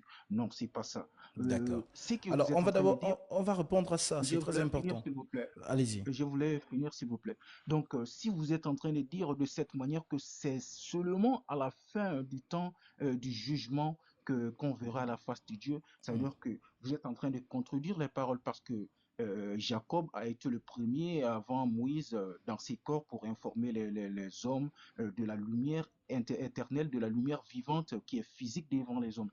Donc, si c'est ça, et Moïse aussi était le premier avant Jésus-Christ. Donc, ça ne veut D'accord. pas dire que c'est à la fin du temps qu'on va voir le Seigneur. D'accord. Plus, qu'est-ce que je vais rajouter? Qu'est-ce que je vais Non, rajouter en ce moment? Je vais finissons rajouter d'abord que... avec ça avant de rajouter. On va te redonner la parole pour que tu rajoutes. Ok, Finissons d'abord ok, avec ce ok, que tu viens de dire. En fait, ok, c'est ok. grave parce que dans cette liste, on peut même ajouter plusieurs autres personnes qui ont vu la face. Nous pouvons ajouter Abraham, puisque Jésus rend témoignage de lui en disant que Abraham a vu mon jour et il a crié de joie. On peut rajouter justement Gédéon, le prophète Gédéon. On peut rajouter justement Manoach, la mère, justement, le père de Samson, qui, avec sa femme, ont vu l'ange de l'Éternel face à face. Ils ont dit qu'ils ont vu Dieu, ils vont mourir. En fait, il faut comprendre les Écritures. En fait, le Dieu de la loi est mystérieux. Le Dieu de la loi ne s'est pas montré. Voilà pourquoi Paul appelle ce Dieu mystère caché de tout temps et dans tous les âges. Mais il doit se révéler. Le mystère caché de tout temps et dans tous les âges, mais révélé maintenant à ses saints. Donc, le Dieu caché de la loi se personnifie en la personne de Jésus-Christ. Voilà pourquoi Jésus pouvait dire, heureux sont vos yeux parce qu'ils voient. Car je vous le dis, beaucoup de justes et des prophètes ont désiré voir ce que vous voyez et ne l'ont pas vu. Entendre ce que vous entendez et ne l'ont pas entendu. Je te loue, Père, Seigneur du ciel et de la terre, de ce que tu as caché ces choses aux intelligents et de ce que tu les as révélés aux enfants. Maintenant, voir dans le sens de percevoir. Est-ce que Jésus était déjà mort pour que Jacob soit sauvé, pour qu'Abraham soit sauvé, pour que tous ces prophètes soient sauvés? Non. Car tous ces prophètes sont renfermés dans le péché. Voilà pourquoi il est écrit, il n'y a point de pardon de péché sans effusion de sang. Donc Christ ne s'était pas encore révélé à la fin des temps pour qu'il y ait effusion de sang pour sauver ces gens. Voilà donc pourquoi il devait aussi aller dans le séjour des morts. Il faut apprendre ça ce soir. Si Jésus est parti dans le séjour des morts, c'est parce qu'il y avait un prophète qui a prophétisé. Prenons cette prophétie, Job chapitre 19 verset 25. Voici ce qui est écrit dans le livre de Job 19 verset 25. L'Écriture déclare, je cite, « Mais je sais que mon Rédempteur est vivant et qu'il se lèvera le dernier sur la terre. Quand ma peau sera détruite, il se lèvera. Quand je n'aurai plus de chair, je verrai Dieu.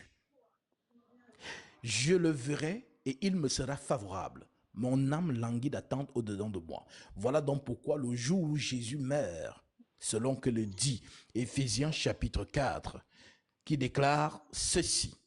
Éphésiens 4, verset 9.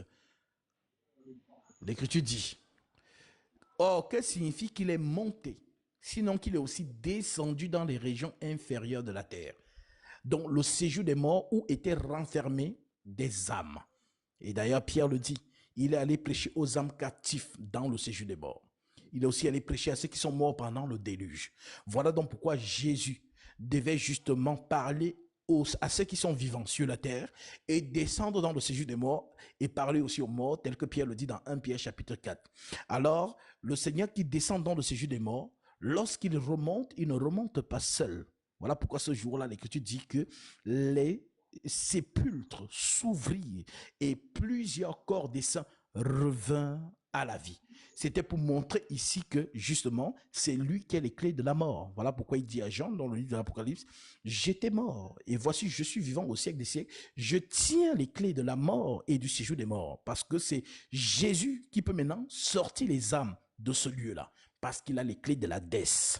Voilà donc pourquoi, justement, lorsque tu dis, Abraham l'a vu, Moïse l'a vu, ainsi de suite, toute cette période, Jésus n'a pas encore effusé le sang.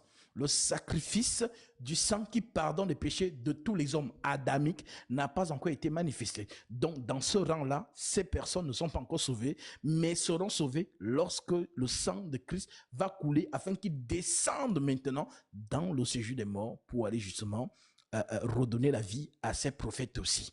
Voilà donc pourquoi nous, les saints qui vivons en 2025, les apôtres ont été ses contemporains. Ils ont vu le mystère de la piété qu'on appelle la parole faite chair. Voilà pourquoi l'Écriture disait, tu n'as voulu ni sacrifice ni offrande, mais tu m'as formé un corps. Ils ont vu ce corps-là. Ils ont marché avec lui. Maintenant, toi et moi, nous sommes de 2025. Nous n'étions pas là, ses contemporains. Mais nous croyons à lui aujourd'hui par quoi? La foi, dont la prédication de la croix. La prédication de la foi, voilà pourquoi d'ailleurs l'apôtre Paul peut dire dans 1 Corinthiens chapitre 15, 1 à 2, je vous rappelle, frères, l'évangile que je vous ai annoncé, que vous avez reçu, dans lequel vous avez persévéré et par lequel vous êtes sauvés. Si vous le retenez tel que je vous l'ai annoncé, autrement vous aurez cru en vain. Donc, il ne faut pas dire ce que les apôtres n'ont pas dit. Donc, aujourd'hui, les saints qui croient, tous ceux qui ont croit en Jésus qui ont croit en Jésus aujourd'hui, qui croient en Jésus aujourd'hui ne l'ont pas vu. Mais le Seigneur peut choisir, bien évidemment, de se montrer à qui il veut, comme il s'est montré justement à Marie de Magdala, comme il s'est montré justement à l'apôtre Paul. D'ailleurs, Paul le rappelle. Je lis cela dans 1 Corinthiens 15, au verset 4. Il dit, je vous ai enseigné avant tout, comme je l'avais aussi reçu, que Christ est mort pour nos péchés, selon les Écritures, qu'il a été enseveli, qu'il est ressuscité le troisième jour, selon les Écritures, et qu'il est apparu à Céphas. Donc, il commence à citer les apparitions. Il a apparu à Céphas. Donc, Céphas, c'est qui? C'est Pierre. Puis, à plus de 500 frères. Il est apparu à Céphas. Il est apparu aux 12. Ensuite, il est apparu à plus de 500 frères à la fois, dont la plupart sont encore vivants et dont quelques-uns sont morts, Paul parle en son temps, bien évidemment. Ensuite, il est apparu à Jacques, puis à tous les apôtres. Et après eux tous, il m'est aussi apparu à moi comme à l'avorton. Car je suis le moins des apôtres, je ne suis pas digne d'être appelé apôtre parce que j'ai persécuté l'église de Dieu. Par la grâce de Dieu, je suis ce que je suis, et sa grâce envers moi n'a pas été vaine. Loin de là, j'ai travaillé plus que tous, non pas moi toutefois, mais la grâce de Dieu qui était avec moi. Ainsi donc, que ce soit moi, que ce soit eux, voici ce que nous prêchons, et c'est ce que vous avez cru. On ne dit pas, et c'est ce que vous avez vu. Nous croyons à la prédication de Jésus-Christ par ses apôtres, par la foi. Et je t'ai lu l'Écriture. Tu n'as pas rebondi dessus. Il faut que tu rebondisses dessus. L'Écriture dit, nous marchons par la foi et non par la vue. Donc, tu ne peux pas venir inventer une écriture qui n'existe pas aujourd'hui en disant que comme Jacob a vu, je termine. Comme Jacob a vu Dieu face à face, il faut aussi que la sœur voit Dieu face à face pour être sauvée. Comme Abraham a vu, comme Manoah, comme Gédéon, comme toutes ces personnes, ces prophètes qui ont vu une manifestation de l'Éternel, tous les chrétiens. Non, c'est faux. C'est le pourquoi je te dis, de manière explicite, de manière scripturaire et claire pour la foi de ceux qui sont là, parce qu'ils doivent examiner cela. Donne-nous une écriture depuis que le Saint-Esprit est descendu dans Actes chapitre 2 qui nous dit que pour être sauvé, il faut voir la face de Jésus. Si tu nous donnes cette écriture, tu nous aurais appris quelque chose aujourd'hui et nous allons lire tous cette écriture et nous conformer à cette écriture. Mais s'il n'y a pas cette écriture, n'invente pas. Donc, donne-nous cette écriture. Je reviens vers toi. La question que je vais vous poser, la face que Jacob avait vue, ça c'était quelle face? La face que Jacob a vue, oui, c'était la face de quel Dieu en fait? c'était Jésus-Christ. C'était Jésus-Christ, hein. Oui, c'est lui qui a toujours apparu dans l'Ancien Testament. Ah bien, très bien. Je Oui, partirai et je vous laisserai avec le Saint-Esprit et je reviendrai. Ça, oui, c'est la parole de qui? de Donc Jésus, là, cette parole revient à Christ. à Jésus, Qui est le chemin de la vérité? Jésus, Qui est la vie éternelle? c'est Jésus.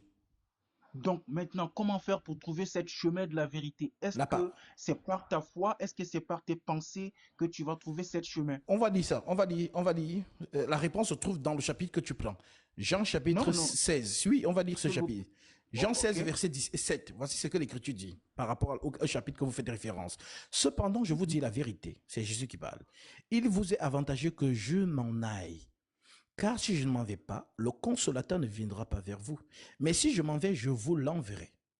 Et quand il sera venu, il convaincra le monde en ce qui concerne le péché, la justice et le jugement. En ce qui concerne le péché, parce qu'il ne croit pas en moi. La justice, parce que je vais au Père que vous ne me verrez plus.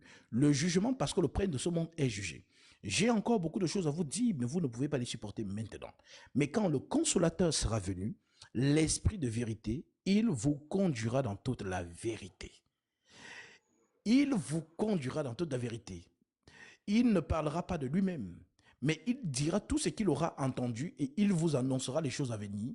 Il me glorifiera parce qu'il prendra de ce qui est à moi et vous l'annoncera. Tout ce que le Père a est à moi. C'est pourquoi j'ai dit qu'il prend de ce qui est à moi et qu'il vous l'annoncera. Encore un peu de temps et vous ne me verrez plus. Et puis encore un peu de temps et vous me verrez parce que je vais au Père. Là-dessus, quelques-uns de ses disciples dirent entre eux, que signifie ce qu'il nous dit? Encore un peu de temps, vous ne me verrez plus. Et puis encore un peu de temps, et vous me verrez. Et parce que je vais au Père, il disait donc que signifie ce qu'il nous dit? Encore un peu de temps. Nous ne savons pas de quoi il parle. Jésus connut qu'ils voulaient l'interroger et il leur dit, vous vous questionnez les uns les autres sur ce que j'ai dit. Encore un peu de temps et vous ne me verrez plus. Et puis encore un peu de temps et vous me verrez. En vérité, je vous le dis. Vous pleurerez, vous vous lamenterez et le monde se réjouira. Vous serez dans la tristesse, mais votre tristesse se changera en joie. La femme, lorsqu'elle donne l'enfant, éprouve de la tristesse parce que son heure est venue. Mais lorsqu'elle a donné le jour à l'enfant, elle ne se souvient plus de la souffrance à cause de la joie qu'elle a de ce qu'on a mené dans le monde. Vous donc aussi, vous êtes maintenant dans la tristesse, mais je vous reverrai et votre cœur se réjouira. Et nul ne vous ravira votre joie. En ce jour-là, vous ne m'interrogerez plus sur rien. En vérité, je vous le dis, tout ce que vous demanderez au Père, il vous le donnera à mon nom. Jusqu'à présent, vous n'avez rien demandé à mon nom. Demandez et vous recevrez afin que votre joie soit parfaite. Je vous ai dit ces choses en parabole. L'heure vient Ok, où je ne vous on parlerai s'arrête. plus en parabole, mais où je vous parlerai ouvertement du Père. En ce jour, vous demanderez en mon nom, et je ne dis pas que je prierai le Père pour vous, car le Père lui-même vous aime, parce que vous m'avez aimé et que vous avez cru que je suis sorti de Dieu. Je suis sorti du Père et je suis venu dans le monde. Maintenant, je quitte le monde et je retourne au Père. Voilà le chapitre que tu as pris pour faire Exactement. Donc, référence. avant d'y Oui, avancer, s'il vous plaît, oui. maintenant, le moment dont il les verra, donc, qu'est-ce qui va se passer maintenant? C'est en ces moments qu'ils vont trouver la joie qu'ils étaient en train de chercher. Donc, tu viens de confirmer tout de suite que vraiment Jésus-Christ lui-même, il a confirmé qu'on doit voir sa face pour être sauvé. C'est Donc, incroyable. non, Non, non, non, il ne s'il faut vous pas, il ne plaît, faut pas, il faut pas laisse-moi faire finir, s'il vous ça. plaît. Mais non, Laisse-moi s'il finir, vous plaît, je vous en vous prie, êtes, mon non, frère. non, s'il vous plaît, Frère, vous êtes, s'il vous s'il plaît, vous mais plaît. cette Euh, partie a été très claire sur le français. Nous sommes à Mais, l'écoute. je vais relire. Il y a Je peux plusieurs relire le personnes qui français? sont. Je peux relire le Mais français? Je peux il relire le faut relire. français? Ok, Il je faut relis relire, alors. oui. Je relis Ok, ici. Oui, je vous écoute. L'Écriture dit, Oh, je veux dire, on vous écoute. Ok. encore, verset 16, encore un peu de temps, et vous Mhm. ne me verrez plus. Et Et vous ne puis me verrez encore un plus. peu de temps, et vous me Mhm. verrez, parce Ok, que je vais au Père. ok. Là-dessus, écoute, Mhm. quelques-uns de ses disciples dirent entre eux, que signifie ce Mhm. qu'il nous dit? Encore un peu de temps, vous ne me verrez plus, et puis encore un Ok. peu de temps, et vous me verrez. Et parce que je Mhm. vais au Père. Il disait Ok. donc que signifie ce qu'il dit? Encore un peu de temps. Nous ne savons pas de quoi il parle. Jésus connut qu'il Ok. voulait Parce l'interroger qu'il et il parlait en leur dit, parabole. Ok. Et il leur dit, vous vous questionnez les uns les autres sur ce que j'ai dit. Encore un peu de temps et vous me verrez. Vous ne me verrez plus. Et puis encore un peu de temps et vous me verrez. En vérité, je vous le dis. Maintenant, il explique. Vous pleurerez et vous vous lamenterez. Et le monde se réjouira. Vous serez dans la tristesse, mais votre tristesse se changera en joie. La femme, il explique, lorsqu'elle enfante, éprouve de la tristesse, parce que son heure est venue. Mais lorsqu'elle a donné le jour à l'enfant, elle ne se souvient plus de la souffrance à cause de la joie qu'elle a de ce qu'un homme est né dans le monde. Vous donc aussi, vous êtes maintenant dans la tristesse, mais je vous reverrai et votre cœur se réjouira. Et nul ne vous ravira votre joie. Dans le jour où il se manifeste, nul ne vous ravira votre joie. En ce jour-là, vous ne m'interrogerez plus sur rien.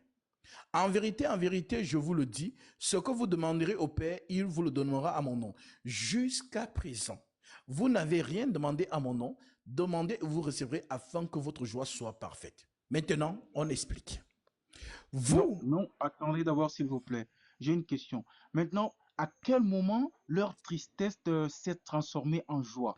Quand ils l'ont vu, s'il vous plaît, attends que je finis ma question. Oui. À quel moment leur tristesse s'est transformée en joie? Le moment dont ils l'ont vu ou le moment dont ils n'avaient pas encore vu? C'est à quel moment, s'il vous plaît? Alors, cher ami, ici, on parle de la descente du Saint-Esprit. Voilà ce qu'on te dit dans les commentaires. Acte 2. Calmez-vous. Calmez-vous. C'est Jésus qui parlait ici, il parle du Saint-Esprit. Mais le discours de Jean 16 parle de quoi? Reprenons le verset 7. Parce que quand on lit, vous n'écoutez pas. Parce que vous êtes butés. Regardez, le verset 7 dit, je reprends. Cependant, je vous dis la vérité. Il vous est avantageux que je m'en aille. Car si je ne m'en vais pas, le consolateur ne viendra pas. Qui s'en aille, s'il vous plaît? Jésus. Jésus, ok. Oui. Ok. Maintenant, je continue. Parce que, je reprends, verset 7. Cependant, je vous dis la vérité. Il vous est avantageux que je m'en aille. Car si je ne m'en vais pas, le consolateur ne viendra pas vers vous. Il promet ici quoi? Le consolateur. Mais si je m'en vais, je vous l'enverrai. Et quand il sera venu, il convaincra le monde en ce qui concerne le péché et le jugement. En ce qui concerne le péché, parce qu'il ne croit pas en moi. La justice, parce que je vais au Père, et que le jugement, parce que je vais au Père et que vous ne me verrez plus. Le jugement, parce que le prince de ce monde est jugé. J'ai encore beaucoup de choses à vous dire. Mais vous ne pouvez pas les supporter maintenant. Mais quand le consolateur sera venu, l'esprit de vérité, il vous conduira dans toute la vérité. Donc, c'est ce qu'il promet dans ce chapitre, le Saint-Esprit. C'est dans le Saint-Esprit qu'on appelle la joie parfaite. Finissons, s'il vous plaît. Finissons, s'il vous plaît. Finissons. Je continue la lecture? Continue. Verset 11. Le jugement parce que le prince de ce monde est jugé. J'ai encore beaucoup de choses à vous dire, mais vous ne pouvez pas les supporter maintenant. Mais quand le consolateur sera venu, l'esprit de vérité, il vous conduira dans toute la vérité. Car il ne parlera pas de lui-même, mais il dira tout ce qu'il aura entendu et il vous annoncera les choses à venir. Il me glorifiera parce qu'il prendra de ce qui est à moi et vous l'annoncera. Tout ce que le Père a est à moi. C'est pourquoi j'ai dit qu'il prend de ce qui est à moi et vous l'annoncera. Verset 16. Encore un peu de temps et vous ne me verrez plus. Et puis encore un peu de temps. Là, il parle de qui? Mais il parle de lui. Très bien. Jésus-Christ, non? Oui. Ok, allons. Il ne me verrait plus, allons. Nous sommes à l'écoute. Encore un peu de temps et vous ne me verrez plus. Et puis encore un peu de temps et vous me verrez. Et vous me verrez parce que je vais au Père. Oui. Très bien. Oui, je vous écoute. Là-dessus, quelques-uns de ses disciples dirent entre eux. Que signifie ce qu'il nous dit encore? Encore un peu de temps et vous ne me verrez plus. Il parle de qui en ce moment? Mais les disciples parlent de Jésus, de ce qu'il vient de dire. Ok, donc allons encore. Voilà. Et puis encore un peu de temps et vous ne me verrez plus. Et parce que je vais au Père. Et il disait donc que signifie ce qu'il dit encore. Encore un peu de temps. Nous ne savons pas de quoi il parle. Jésus connut qu'il voulait l'interroger et il leur dit. Donc Jésus reprend la parole et dit. Vous vous questionnez les uns les autres sur ce que j'ai dit. Encore un peu de temps et vous ne me verrez plus. Et puis encore un peu de temps et vous me verrez. En vérité, je vous le dis. Vous pleurerez et vous vous lamenterez. Et le monde se réjouira. Vous serez dans la tristesse, mais votre tristesse se changera en joie. La femme, lorsqu'elle enfante, éprouve de la tristesse parce que son heure est venue. Mais lorsqu'elle a donné le jour à l'enfant, Elle ne se souvient plus de la souffrance à cause de la joie, de ce qu'un homme est né dans le monde. Vous donc aussi, vous êtes maintenant dans la tristesse, mais je vous reverrai et votre cœur se réjouira et nul ne vous ravira votre joie. En ce jour-là, vous ne m'interrogerez plus sur rien. En vérité, je vous le dis, ce que vous demanderez au Père, il vous le demandera en mon nom. Jusqu'à présent, vous n'avez rien demandé en mon nom. Demandez et vous recevrez afin que votre joie soit parfaite. Très bien. Oui, Maintenant, tu viens de lire clairement. Tout oui, le monde a écouté, oui, parce que je ne veux pas dire que moi j'ai écouté, mais je veux dire que nous avons écouté. Parce oui. que ce que vous venez de dire tout de suite, ça montre que on doit voir C'est Jésus-Christ. pas Tant que possible. tu ne l'as pas vu, tu ne peux pas être sauvé. Mais c'est Donc, qu'est-ce que je veux incroyable. dire? Mais attends un peu. Laissez-moi finir, Mais s'il vous attends, vous plaît. faites C'est exprès. ça qu'il y a un Vous nous faites problème. tourner en rond. Vous nous faites tourner Non, en on ne rond. tourne pas en rond, on parle dans la vérité, la Les gens que, réalité. regarde, écoute, regarde les gens que tu dis que nous avons tous En vérité, entendus. je vous l'ai dit, toute personne qui n'est pas née de nouveau ne sera jamais arrivée à la royaume des cieux. Donc cette parole est affiliée à cela. Mais qu'est-ce que je vais vous dire? Laissez-moi finir et vous allez comprendre. Là, ce que Jésus est en train de dire, leur tristesse va se transformer en joie. C'est en ce moment que leur nouveau baptême, leur nouveau vision a été transformée. Parce que tant que tu as vu Jésus, c'est en ce moment que ta vision sera transformée, ta joie sera transformée, ta tristesse sera transformée vers la joie. Mais tant que tu ne l'as pas vu, ta tristesse ne sera jamais transformée en restant dans les églises. Tant que tu ne l'as pas vu, on ne peut jamais connaître la signification de la Bible tant que tu n'as pas vu Mais tu Jésus-Christ nous racontes physiquement. quoi en Parce fait? que lui-même, il montre que à Tu- ceux qui l'ont appris, il les a montré que vous-même, eux-mêmes, ils ont montré qu'eux ne comprenaient pas ce que Jésus-Christ disait. Donc, eux ne peuvent pas dévoiler le secret de Jésus-Christ tant que Jésus-Christ lui-même ne l'a pas fait. Donc, cette parole revient à Jésus-Christ. Ça veut dire que Jésus-Christ est le seul à te montrer ce secret. Vous qui êtes assis ici, vous ne pouvez pas donner la réalité aux hommes. C'est cette vérité que vous devrez dire aux gens. Donc, si vous n'avez pas cette vérité, priez Jésus et demandez-lui pardon pour Alors, revenir vers lui et alors, lui voir alors, physiquement. C'est ça alors, la alors, réalité. alors, mon cher ami, alors, pars d'ici avec cette connaissance. La joie parfaite, c'est le Saint-Esprit. Et le Saint-Esprit a été répandu le jour de la Pentecôte. Les apôtres, là, ont S'il vous reçu. plaît, s'il S'il vous vous, plaît, cette je ne parole vous ai ne peut pas, pas être je ne, affirmée. je ne Je ne vous ai peux pas, pas. je ne vous ai pas coupé. J'ai souffert de vous Vous m'avez écouter. coupé, vous m'avez Écoutez-moi aussi. coupé. Écoutez, si vous ne voulez pas, il n'y a pas de souci, vous pouvez partir. Je dis ceci. La joie Ok, parfaite, c'est le Saint-Esprit. Voilà donc pourquoi au verset 7 de ce chapitre, Jésus annonce qui? Le Consolateur. Parce que les apôtres ne peuvent pas aller annoncer le royaume des cieux sans le Consolateur. Voilà pourquoi dans Actes chapitre 1, on retrouve cela que je vais lire pour ceux qui nous écoutent encore.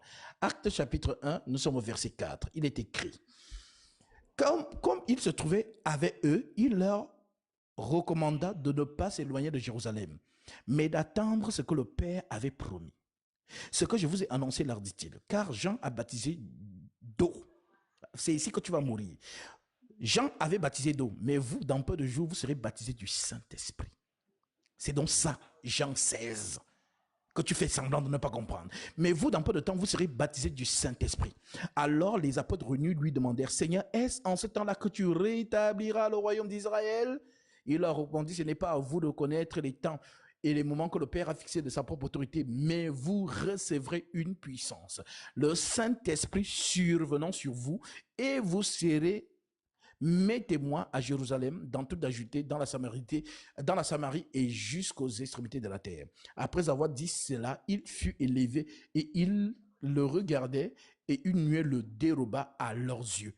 Et comme ils avaient les regards fixés au ciel, pendant qu'ils s'en allaient, voici deux hommes vêtus de blanc leur apparut et dirent, Hommes galiléens, pourquoi vous arrêtez-vous à regarder au ciel? Ce Jésus que vous avez vu s'élever du ciel, du milieu de vous, reviendra de la même manière que vous l'avez vu s'en allant au ciel. Alors ils retournèrent à Jérusalem, à la montagne appelée des Oliviers, qui est près de Jérusalem, à la distance d'un chemin de sabbat. Quand ils furent arrivés, ils montèrent dans la chambre haute.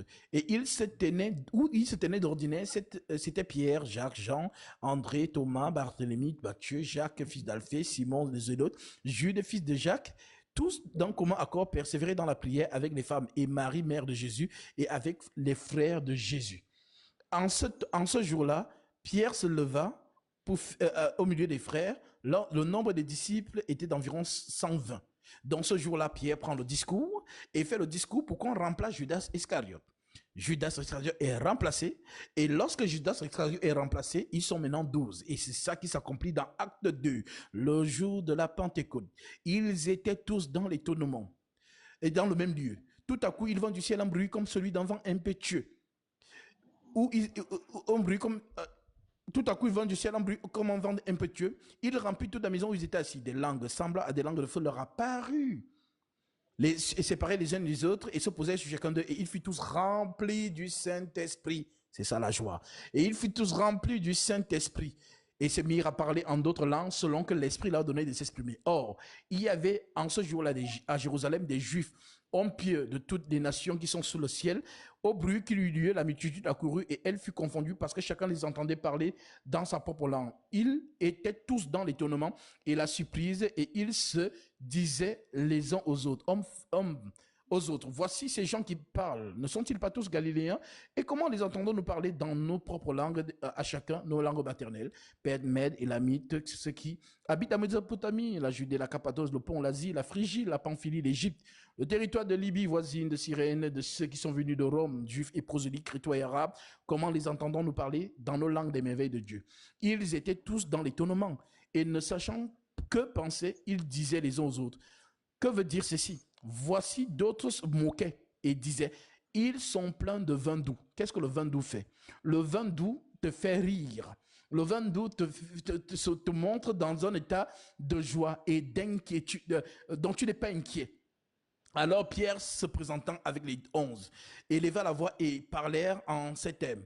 Hommes juifs, et vous tous qui séjournez à Jérusalem, sachez ceci et prêtez l'oreille à mes paroles. Ces gens ne sont pas ivres, comme vous le supposez, car c'est la 3e heure du jour. Mais c'est ici ce qui a été dit par le prophète Joël. Dans les derniers jours, dit Dieu, je répandrai mon esprit sur toute chair. Vos fils et vos filles prophétiseront, vos jeunes gens auront des visions, et vos vieillards auront des songes. Oui, c'est sur mes serviteurs et sur mes servants.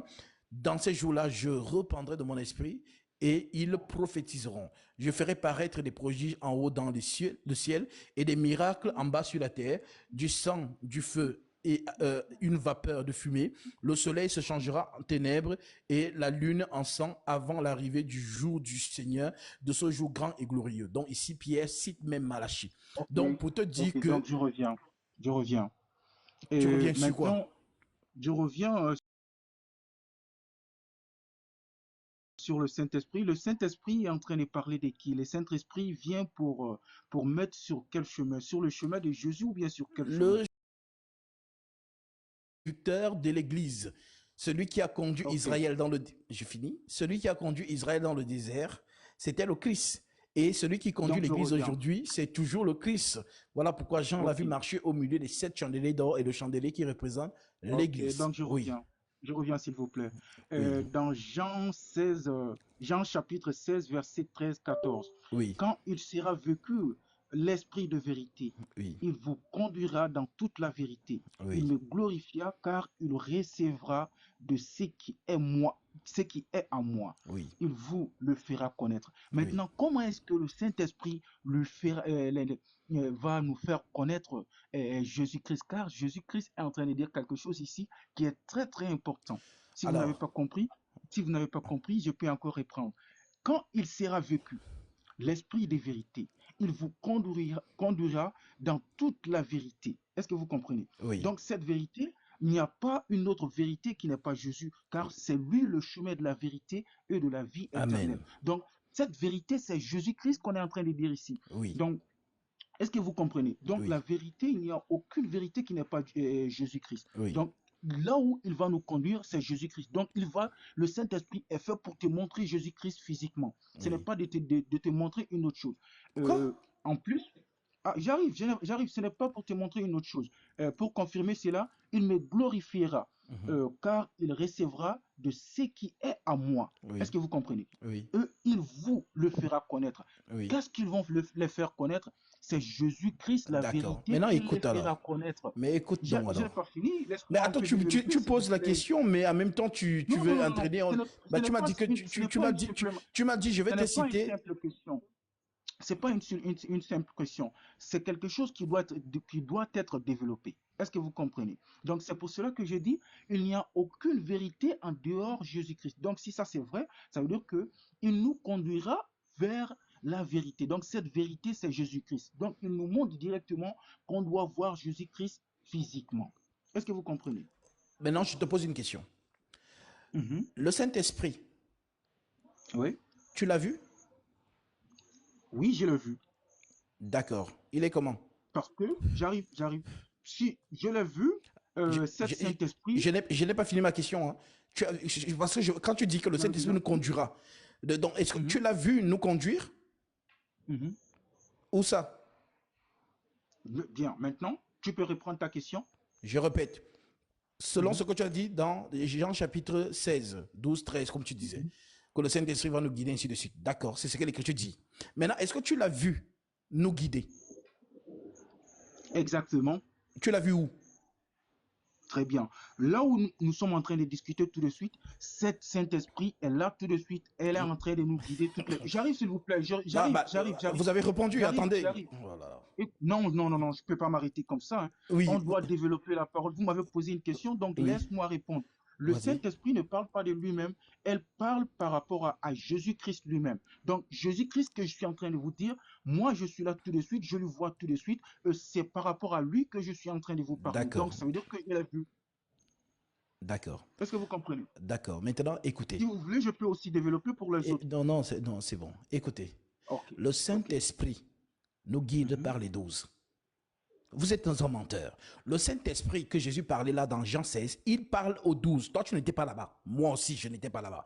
Jésus parle aux 12. Ce sont ces 12-là qui vont recevoir le Paraclétos, le Saint-Esprit. Voilà pourquoi, avant même ça, avant d'arriver dans Jean 16, lisons même Jean 20. Je vais vous lire ça. Peut-être vous allez comprendre. Jean chapitre 20, au verset 21. Voici ce que l'Écriture dit.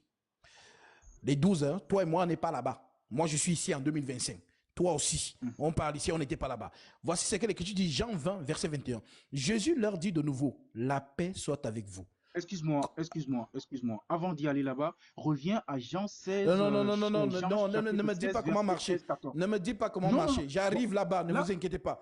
Non, là, vous voyez. C'est ça qu'on va développer. Non, vous développez comme vous voulez. Je développe comme je veux. Là-bas? Je veux te montrer. Tu ne peux pas sauter le 17, le 18 jusqu'au 20. Non, écoutez. Jean 20, toi et moi, on n'était pas là-bas. Là, écoutez-moi, s'il vous plaît. Ne cherchez pas. Ne cherchez pas à embrouiller. Ne cherchez pas à embrouiller les apôtres. Ne cherchez pas à embrouiller ni ce que les apôtres ont dit, ni ce que, voilà, nous écoutons ici. Voici. Mais pourquoi vous refusez que je lise? Moi, j'ai déjà compris. Pourquoi vous refusez que je lise? Calmez-vous, je vais lire. Ok. Jean 20, verset 21, pour ceux qui nous écoutent. Jésus leur dit de nouveau, la paix soit avec vous. Comme le Père m'a envoyé, moi aussi je vous envoie. Après ces paroles, il souffla sur eux et leur dit, recevez le Saint-Esprit. Ceux à qui vous pardonnerez les péchés, ils leur seront pardonnés. Ceux à qui vous leur retiendrez, ils leur seront retenus. Et verset 24, Thomas appelé Didyme, l'un des 12, n'était pas avec eux. Donc moi aussi, Gasby n'était pas là. Thomas appelé Didyme, l'un des 12, n'était pas avec eux lorsque Jésus vint. Et les autres disciples lui dirent, donc nous avons vu le Seigneur. Il est apparu. Nous avons vu le Seigneur. Mais il leur dit, si je ne vois pas ses mains, la marque des clous, et si je ne mets pas mon doigt dans sa marque des clous, et si je ne mets pas ses mains dans son côté, je ne croirai point. 8 jours après, les disciples de Jésus étaient de nouveau dans la maison. Thomas se trouvait avec eux. Jésus vint, les portes étant fermées. Jésus vint, les portes étant fermées, se présenta au milieu d'eux et il dit, la paix soit avec vous. Puis il dit à Thomas, avance ici ton doigt et regarde mes mains. Avance aussi ta main et mets-la dans mon côté et ne sois pas incrédule, mais crois. Thomas lui répondit, mon Seigneur et mon Dieu. Jésus dit, parce que tu as vu tu as cru. Heureux ceux qui n'ont pas vu et qui ont cru. Donc, toi, tu viens nous apporter une autre doctrine. Ceux qui sont dans ce live-ci n'ont pas vu les plaies de Jésus, n'ont pas mis la main comme Thomas. Mais Jésus dit qu'ils sont donc heureux. Maintenant, toi, tu viens nous, par un autre esprit, tu viens nous faire comprendre que si l'une des personnes qui croient en Jésus aujourd'hui ne voit pas la face de Jésus, un peu comme tu me vois là, ça veut dire que la personne ne vient pas au Père, il n'est pas sauvé. C'est une fausse doctrine. Voilà donc pourquoi. Voilà donc pourquoi. Le discours de Jean chapitre 16 s'adresse aux 12. Voilà pourquoi dans la suite de Jean 16, il y a Jean 17. Et dans Jean 17, au verset 19 à 20 précisément, Jésus dit à ces 12-là, je me sanctifie moi-même pour eux, afin qu'aussi soient sanctifiés par la vérité. Et ce n'est pas pour eux seulement que je prie, mais encore pour tous ceux qui croiront en moi par leur parole. Jésus n'a pas dit, mais encore pour ceux qui me verront par leur parole, mais ceux qui croiront en moi par leur parole. Voilà donc pourquoi les 12 là ont fait le travail. L'Écriture rend témoignage en disant, leur parole est allée partout dans le monde. Donc ce que les 12 ont prêché, c'est ce qui fait notre foi. Et voilà pourquoi j'étais même cité 1 Pierre 6:1 qui déclare, je répète des dits de l'apôtre Pierre, c'est là ce qui fait votre joie. Quoique maintenant, puisqu'il faut, vous soyez attristés pour un peu de temps par diverses épreuves, afin que l'épreuve de votre foi, plus précieuse que l'or périssable, qui cependant est éprouvé par le feu, ait pour résultat la louange, l'honneur et la gloire lorsque Jésus-Christ paraîtra.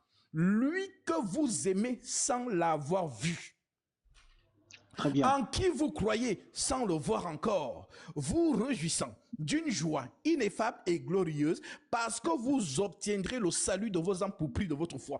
Tu nous apportes quelle doctrine encore aujourd'hui? C'est incroyable. Si tu ne peux pas croire à ça, non, et on ne va pas sauter de corps en âne, parce que non, on va pas sauter de corps. S'il vous plaît. S'il te plaît, moi je vais te poser une question. Ne prie pas comme ça, s'il vous plaît. Ok. On ne doit pas faire comme ça. Écoutez-moi, s'il vous plaît. Donc, qu'est-ce que je vais dire? Vous avez parlé, vous avez beaucoup. Au suivant.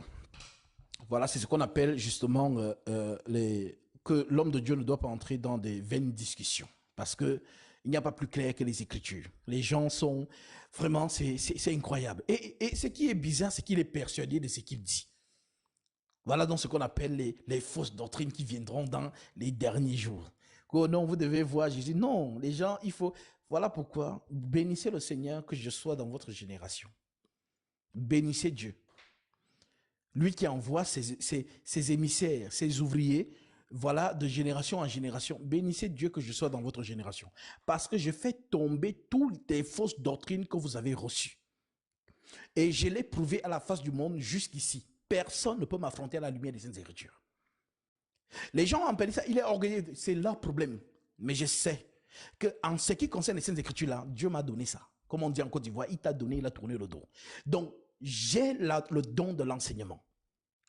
Donc, toutes vos forteresses concernant les fausses doctrines, ceux qui me suivent, tout ça est tombé. Donc, voici maintenant une nouvelle doctrine. Peut-être certains parmi vous la découvrent aujourd'hui. On vient maintenant vous dire que si vous ne voyez pas la face de Jésus, vous ne serez pas sauvés. C'est grave. Maintenant, lorsqu'on dit à la personne, donne l'écriture, la personne ne donne pas l'écriture, mais va maintenant dans Jean chapitre 16 en disant, encore un peu de temps, vous ne me verrez pas, et encore un peu de temps, vous me verrez. Mais oui, Actes chapitre 2, le Saint-Esprit descend.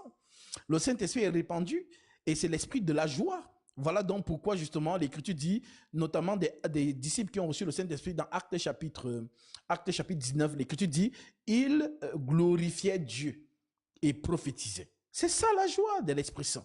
Donc quiconque reçoit l'Esprit de Jésus est avec Jésus. Voilà pourquoi l'écriture dit, il habite en nous. 2 Corinthiens chapitre 5, 2 Corinthiens chapitre 13, verset 5, qui déclare, ne reconnaissez-vous pas que Jésus-Christ habite en vous? Ne reconnaissez-vous pas que Jésus-Christ habite en vous? Jésus est en moi.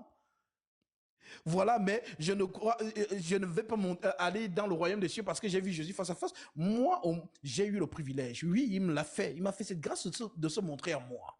Je vous l'ai toujours dit, je vous ai toujours donné ce témoignage. Mais cela n'est pas obligé. Christ fait grâce à qui il veut. Il peut apparaître à qui il veut, comme il a apparu à Paul sur le chemin de Damas. Tous les saints ne l'ont pas vu. Mais les saints ont cru en lui. Voilà donc pourquoi nous sommes ici dans la base de la foi. Et je répète encore cette écriture. 1 Pierre chapitre 1, à partir du verset 6. C'est là ce qui fait votre joie, dans les saints, les chrétiens, rassurez-vous.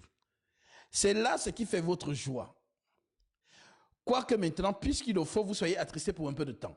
Hein? Vous pouvez venir avec moi dans dans 1 Pierre, épître de 1 Pierre 1, verset 6. L'Écriture déclare, c'est là ce qui fait votre joie. Quoique maintenant, puisqu'il le faut, vous soyez attristés pour un peu de temps par diverses épreuves, afin que l'épreuve de votre foi plus précieuse que l'or périssable, qui cependant est éprouvé par le feu, ait pour résultat la louange, la gloire et l'honneur lorsque Jésus-Christ paraîtra. Lui que vous aimez sans l'avoir vu. Lui, c'est Pierre qui dit, c'est pas moi. Lui que vous aimez sans l'avoir vu. Toi, ma soeur, tu aimes Jésus, tu ne l'as jamais vu. Lui que vous aimez sans l'avoir vu, en qui vous croyez sans le voir encore, vous réjouissant d'une joie ineffable et glorieuse, parce que vous obtiendrez le salut de vos âmes pour prix de votre foi. Heureux ceux qui ont cru sans avoir vu. Que la paix du Christ soit avec vous, que personne ne vous trouble. Il y aura des doctrines de démons à la fin des temps. Et c'est ça là, dont on découvre peut-être le Seigneur, dans tout ce live, le Seigneur, peut-être c'est pour cet instant qu'il m'a envoyé dans ce live d'aujourd'hui. Pour que vous entendez ces hérésies, et que s'il y a des gens, peut-être comme il est monté, s'il y a peut-être des gens qui le suivent, alors il a donc trouvé aujourd'hui son terminus. Voilà donc pourquoi, voilà, les saints, les apôtres, ce sont eux qui devaient recevoir l'esprit qui conduit l'Église. Voilà donc pourquoi ces apôtres, justement, nous ont transmis la parole et nous sommes fondés sur leur enseignement. Vous n'êtes pas fondé sur l'enseignement de Gatsby. Ce n'est pas moi qui ai posé le fondement. Comme l'Écriture dit, vous avez été édifiés sur le fondement des apôtres et des prophètes. Jésus-Christ lui mettait en pierre angulaire. Comment moi je vais venir poser le fondement en 2025? Pourtant, il y a des choses qui se sont passées 2000 ans avant moi. Ça n'a pas de sens. Voilà donc pourquoi l'apôtre Paul dit que, voilà, ainsi donc frères, demeurez fermes et retenez les instructions que vous avez reçues, soit par notre parole, soit par notre lettre. Les lettres sont là. Donc ce sont les lettres apostoliques qui font office de notre foi. Est-ce que vous comprenez? Ce sont les lettres apostoliques qui font office de notre foi. Ce ne sont pas les fables habilement conçues comme ce monsieur qui vient nous sortir une nouvelle doctrine. Oh non, il faut voir Jésus. Et quand je lui demande, tu as vu le Saint-Esprit, il est comment? Il commence à tâtonner. Eh, je l'ai vu, c'est lui qui parle. Non! Ce sont les apôtres qui ont reçu l'Esprit Saint le jour de la Pentecôte. Voilà pourquoi l'Écriture dit Pierre et les 11 se levèrent. Donc, ils vont commencer. Les 100 ont reçu, les 120 qui étaient dans la chambre haute ont reçu le Saint-Esprit. Et le Seigneur continue à le répandre tout au long du ministère des apôtres. Partout où ils ont prêché, notamment Paul, quand il arrive à Actes chapitre 19, lorsqu'il parle des 12 disciples, ils ont reçu le Saint-Esprit. Tout simplement. Donc, vraiment, nous sommes arrivés à la fin. Je vois une dernière demande. Et puis voilà, nous allons, pour ceux qui nous attendent sur la plateforme Google Meet, nous allons nous retrouver là-bas. Shalom, frère. Oui, shalom. En fait, ça m'a paru bizarre, donc je suis allée vérifier son compte. En fait, il est venu juste pour perdre le temps. Peut-être que ça a servi à quelqu'un d'être édifié, mais lui, c'est un musulman. Quand tu vois sur sa page, il est musulman de A à Z. Il n'est pas venu pour comprendre. Ben, en tout cas, il a servi. C'est le pourquoi, ce qu'il a dit. Voilà pourquoi il faut tenir le serpent par la tête. Voilà, donc, ceux qui vérifient, si vous ne vérifiez pas les Écritures, vous serez emballé. Mais si vous gardez les pieds sur terre sur les Écritures, personne ne va vous emballer.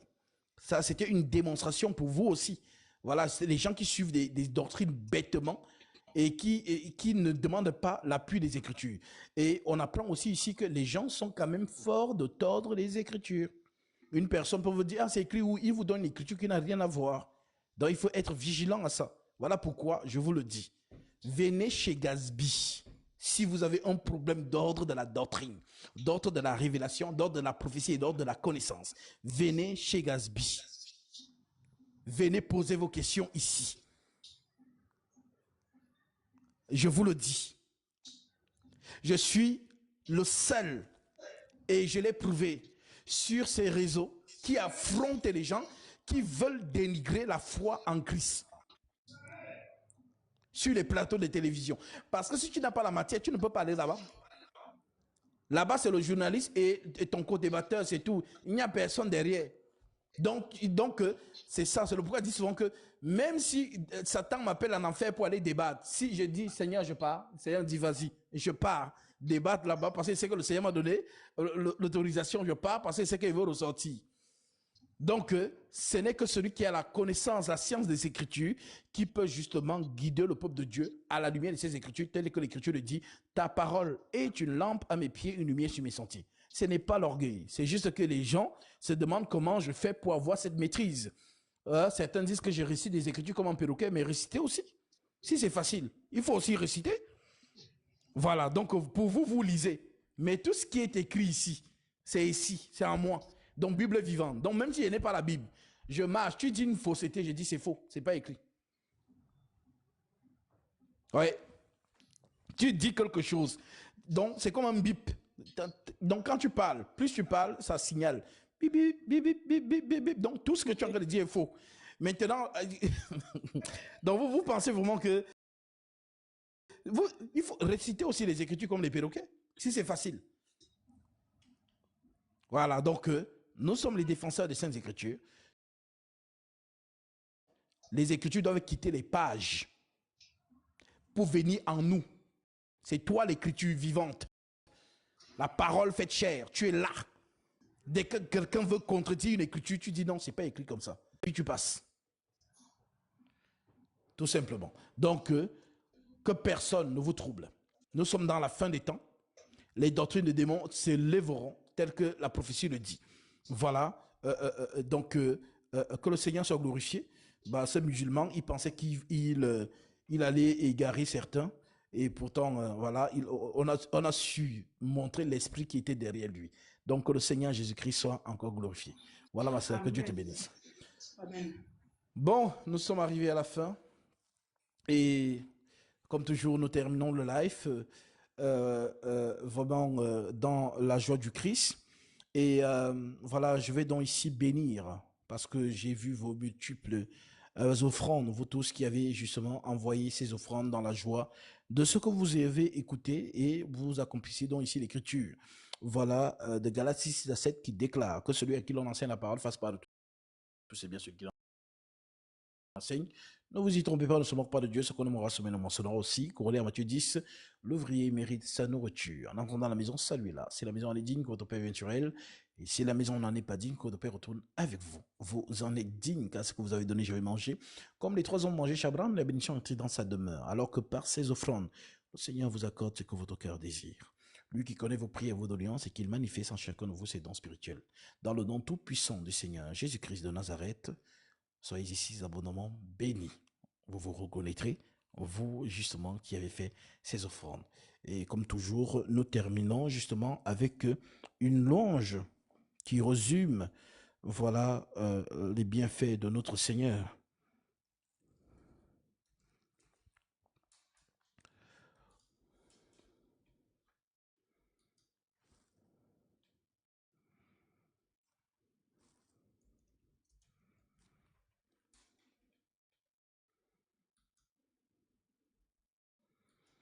Et puis, voilà, tous ceux et celles, justement, qui sont touchés par la parole et qui désirent, justement, prendre leur baptême conformément à la Sainte Doctrine, n'hésitez pas à nous écrire au numéro du groupe WhatsApp et nous vous enverrons l'adresse pour se retrouver au lieu du baptême. Voilà, pour, justement, accomplir cela dans votre vie. Et puis, que le Seigneur vous garde, que le Seigneur veille sur votre foi. Et la seule manière de garder notre flamme vive, justement, c'est de pratiquer acte 2, 42, la persévérance dans l'enseignement des apôtres, la communion fraternelle, la fraction du pain et les prières. Et puis que le Seigneur vraiment voilà, nous permet de quitter ce monde, cette terre, dans la plénitude de la foi. Car c'est ça que Pierre a dit, vous obtiendrez le salut de vos âmes pour prix de votre foi. Alors, que le Seigneur soit encore glorifié. Nous écoutons le cantique « Si le grain de blé tombait en terre » qui résume justement la parole de Dieu, Jean chapitre 12. Il me semble, Jésus-Christ étant le grain de blé qui est tombé en terre, qui est mort, afin que plusieurs grains émanent d'un seul. Que le Seigneur soit encore glorifié. Et puis, concernant la conférence du Congo à Brazzaville, voilà, elle ne sera plus à